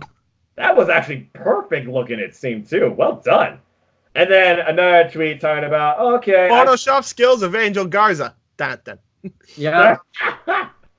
A vignette for Damian Priest. And he said that he took out Pete Dunne because he wants to make a name for himself. And he wants to get the Ultra right into the bullseye. And Pete Dunne symbolically is the bullseye. So there you go. I liked it. The way you say it, though, sounds so uncool. Because I'm not cool, that's why. So he's still Carlito Caribbean cool. Spit in the face of people who don't want to be cool. Hey, everyone will agree though. I'm cooler than. At least I'm not Seth Rollins trying to be cool. So. Truth. No, Seth Rollins is cooler than you. Now I gotta, and now this show's over then, because if I can't even be cooler than Seth Rollins, I have no business doing the show. So. Unpopular opinion, I liked NXT a little more. Oh, okay. Then why don't you review it? I sent James the notes. I'm not. I'm not. I mean, I'm not gonna remember everything that happened. Listen. I go by what you guys say, but I seen the show. You know what I mean? I'm not the whole. I gotta remember everything on the spot kind of thing. All right, so we have NXT. I do remember it. I mean, if you want me to do both, because I did simulcast them, I'm happy to do both. I don't care, because you know I love. I don't know how you were able to do that. I would have been losing my mind. I'm like, what do I do? Yeah. And then basically this match continued on, but it wasn't until towards the end where once again Tony Nese goes after Leo Rush. Like he did the Fallsbury flop taunts to Leo Rush. Leo Rush is like, you should pay attention to your match. Keeps looking over to him, and then all of a sudden Raul Mendoza hits a roll up and gets the win. The most devastating move in all of professional wrestling. A surprise roll up. Then we have the talkie stuff. So first, Adam Cole gets on the mic and he says that nobody. The talkie stuff? Yeah, why not? You mean the promo? Yeah. Why is the talkie stuff? Because it was lawn, so I wanted to call it the talkie stuff. So. Okay. Sure. So Adam Cole. So I mean. Is it like a talkie? Why not? They hype up the show. Then we had the pre-show. We had Charlie Caruso. I almost said Sammy Guevara, but Sam Roberts and Pat McAfee on the panel. Talk about a betrayal. Yeah. Sammy Guevara on NXT as he's at AEW. What? And following this, we had I think I forgot, or I'm trying to forget about. Was it the Singh Brothers here next? I think Yes. Talking about. Yes. Oh yeah, that's right. What's the Singh brothers? It's Yeah, it's talking about- worse than what you're saying, because it wasn't just the Singh brothers. They had their promo, calling themselves Chris Tag Team at 205 Live, yada yada yada. And then Other tag teams in 205 Live, you can't call yourself the best. And I'm sick and tired of Tom Phillips putting these guys over the moon. This is almost as bad as JBL and Jinder Mahal in 2017.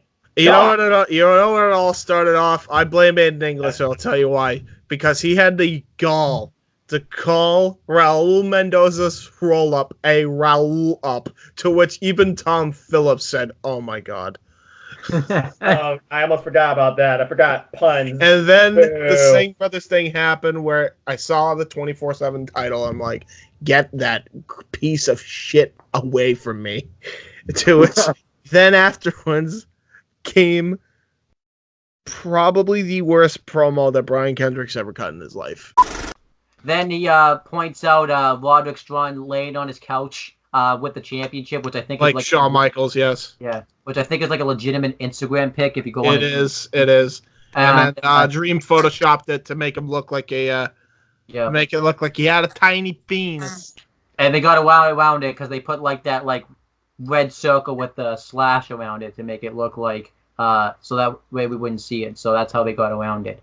And Roderick Strong wants to get his hands on him because apparently if you make fun of a guy's dick size, it's game over. So him calling out Drake Maverick, it feels like they're just rehashing a storyline between Mike Bennett and him. Like, why?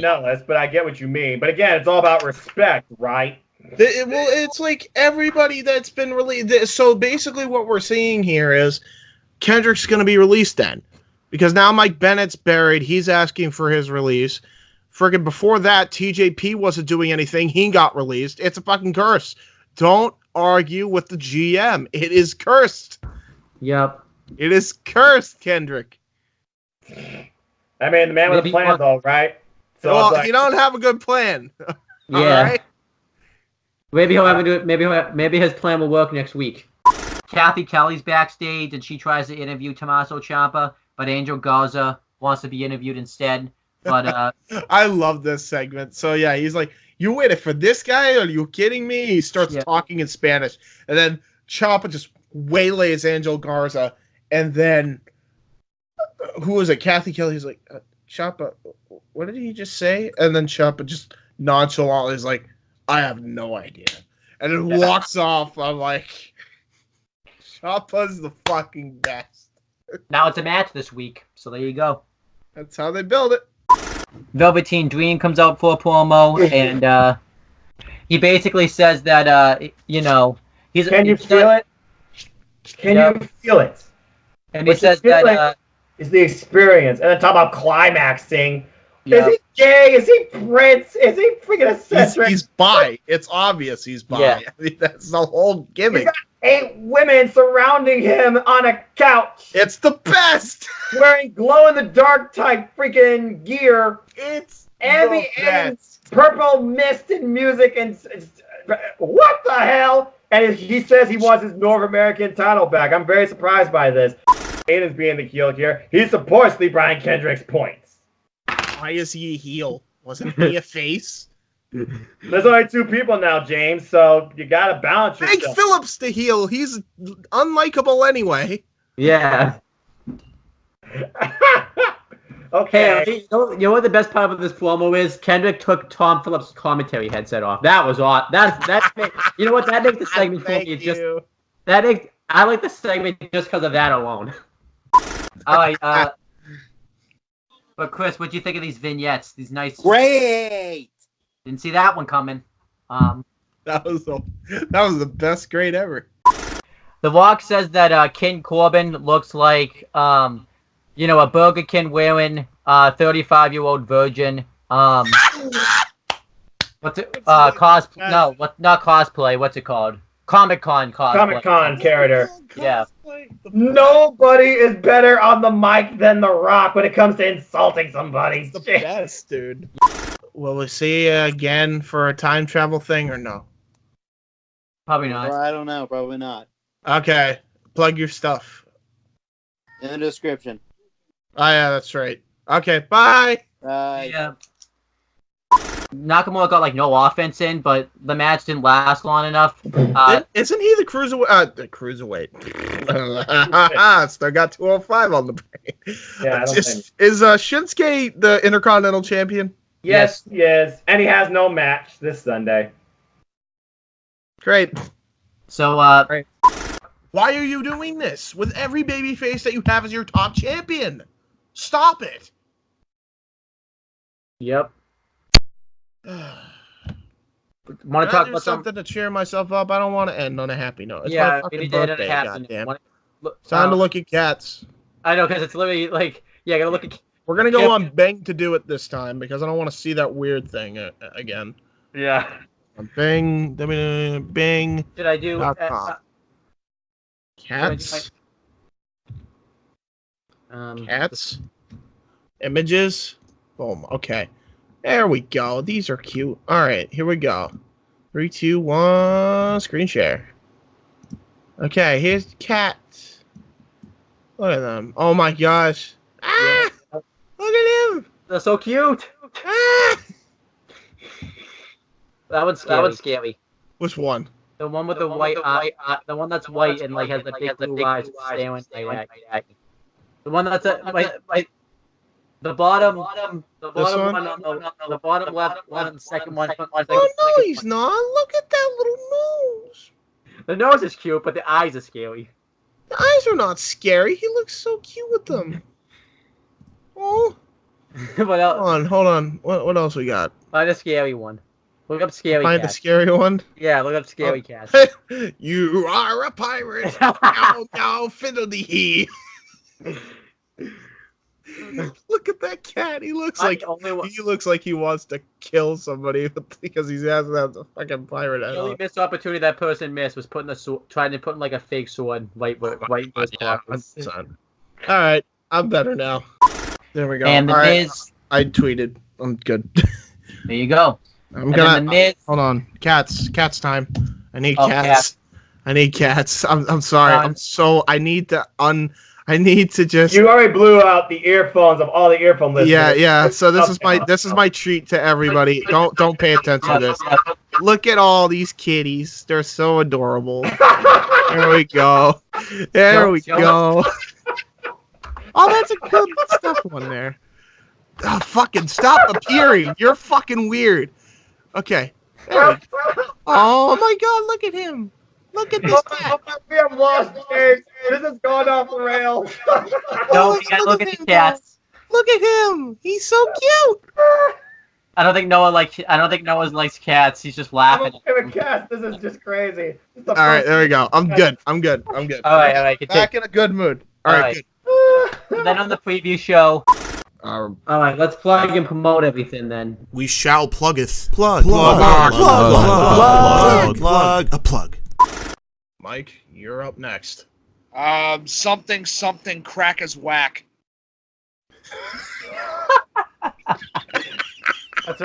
That's one way to plug your stuff.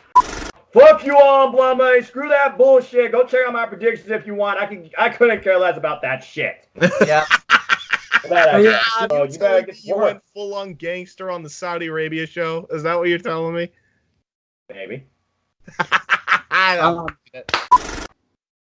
With that being said, I'm gonna fucking commit license. Goodbye.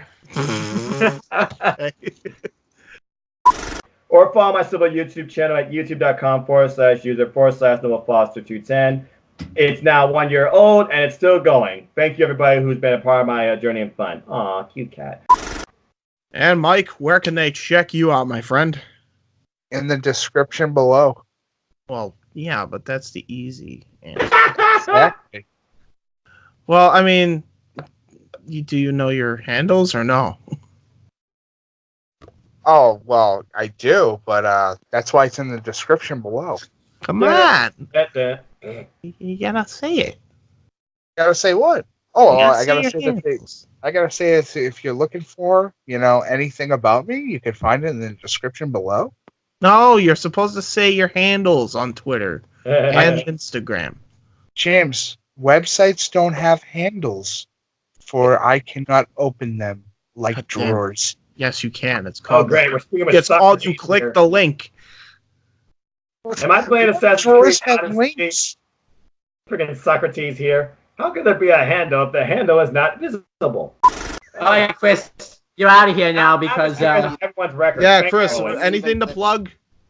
If you need my soch, down in the script. all right, get out of here. Bye. See ya. Ah, jeez. Take care, man. Jeez. Owen, close us off. Say something nice. I love the editing that James the He-Man Hebert does for the show.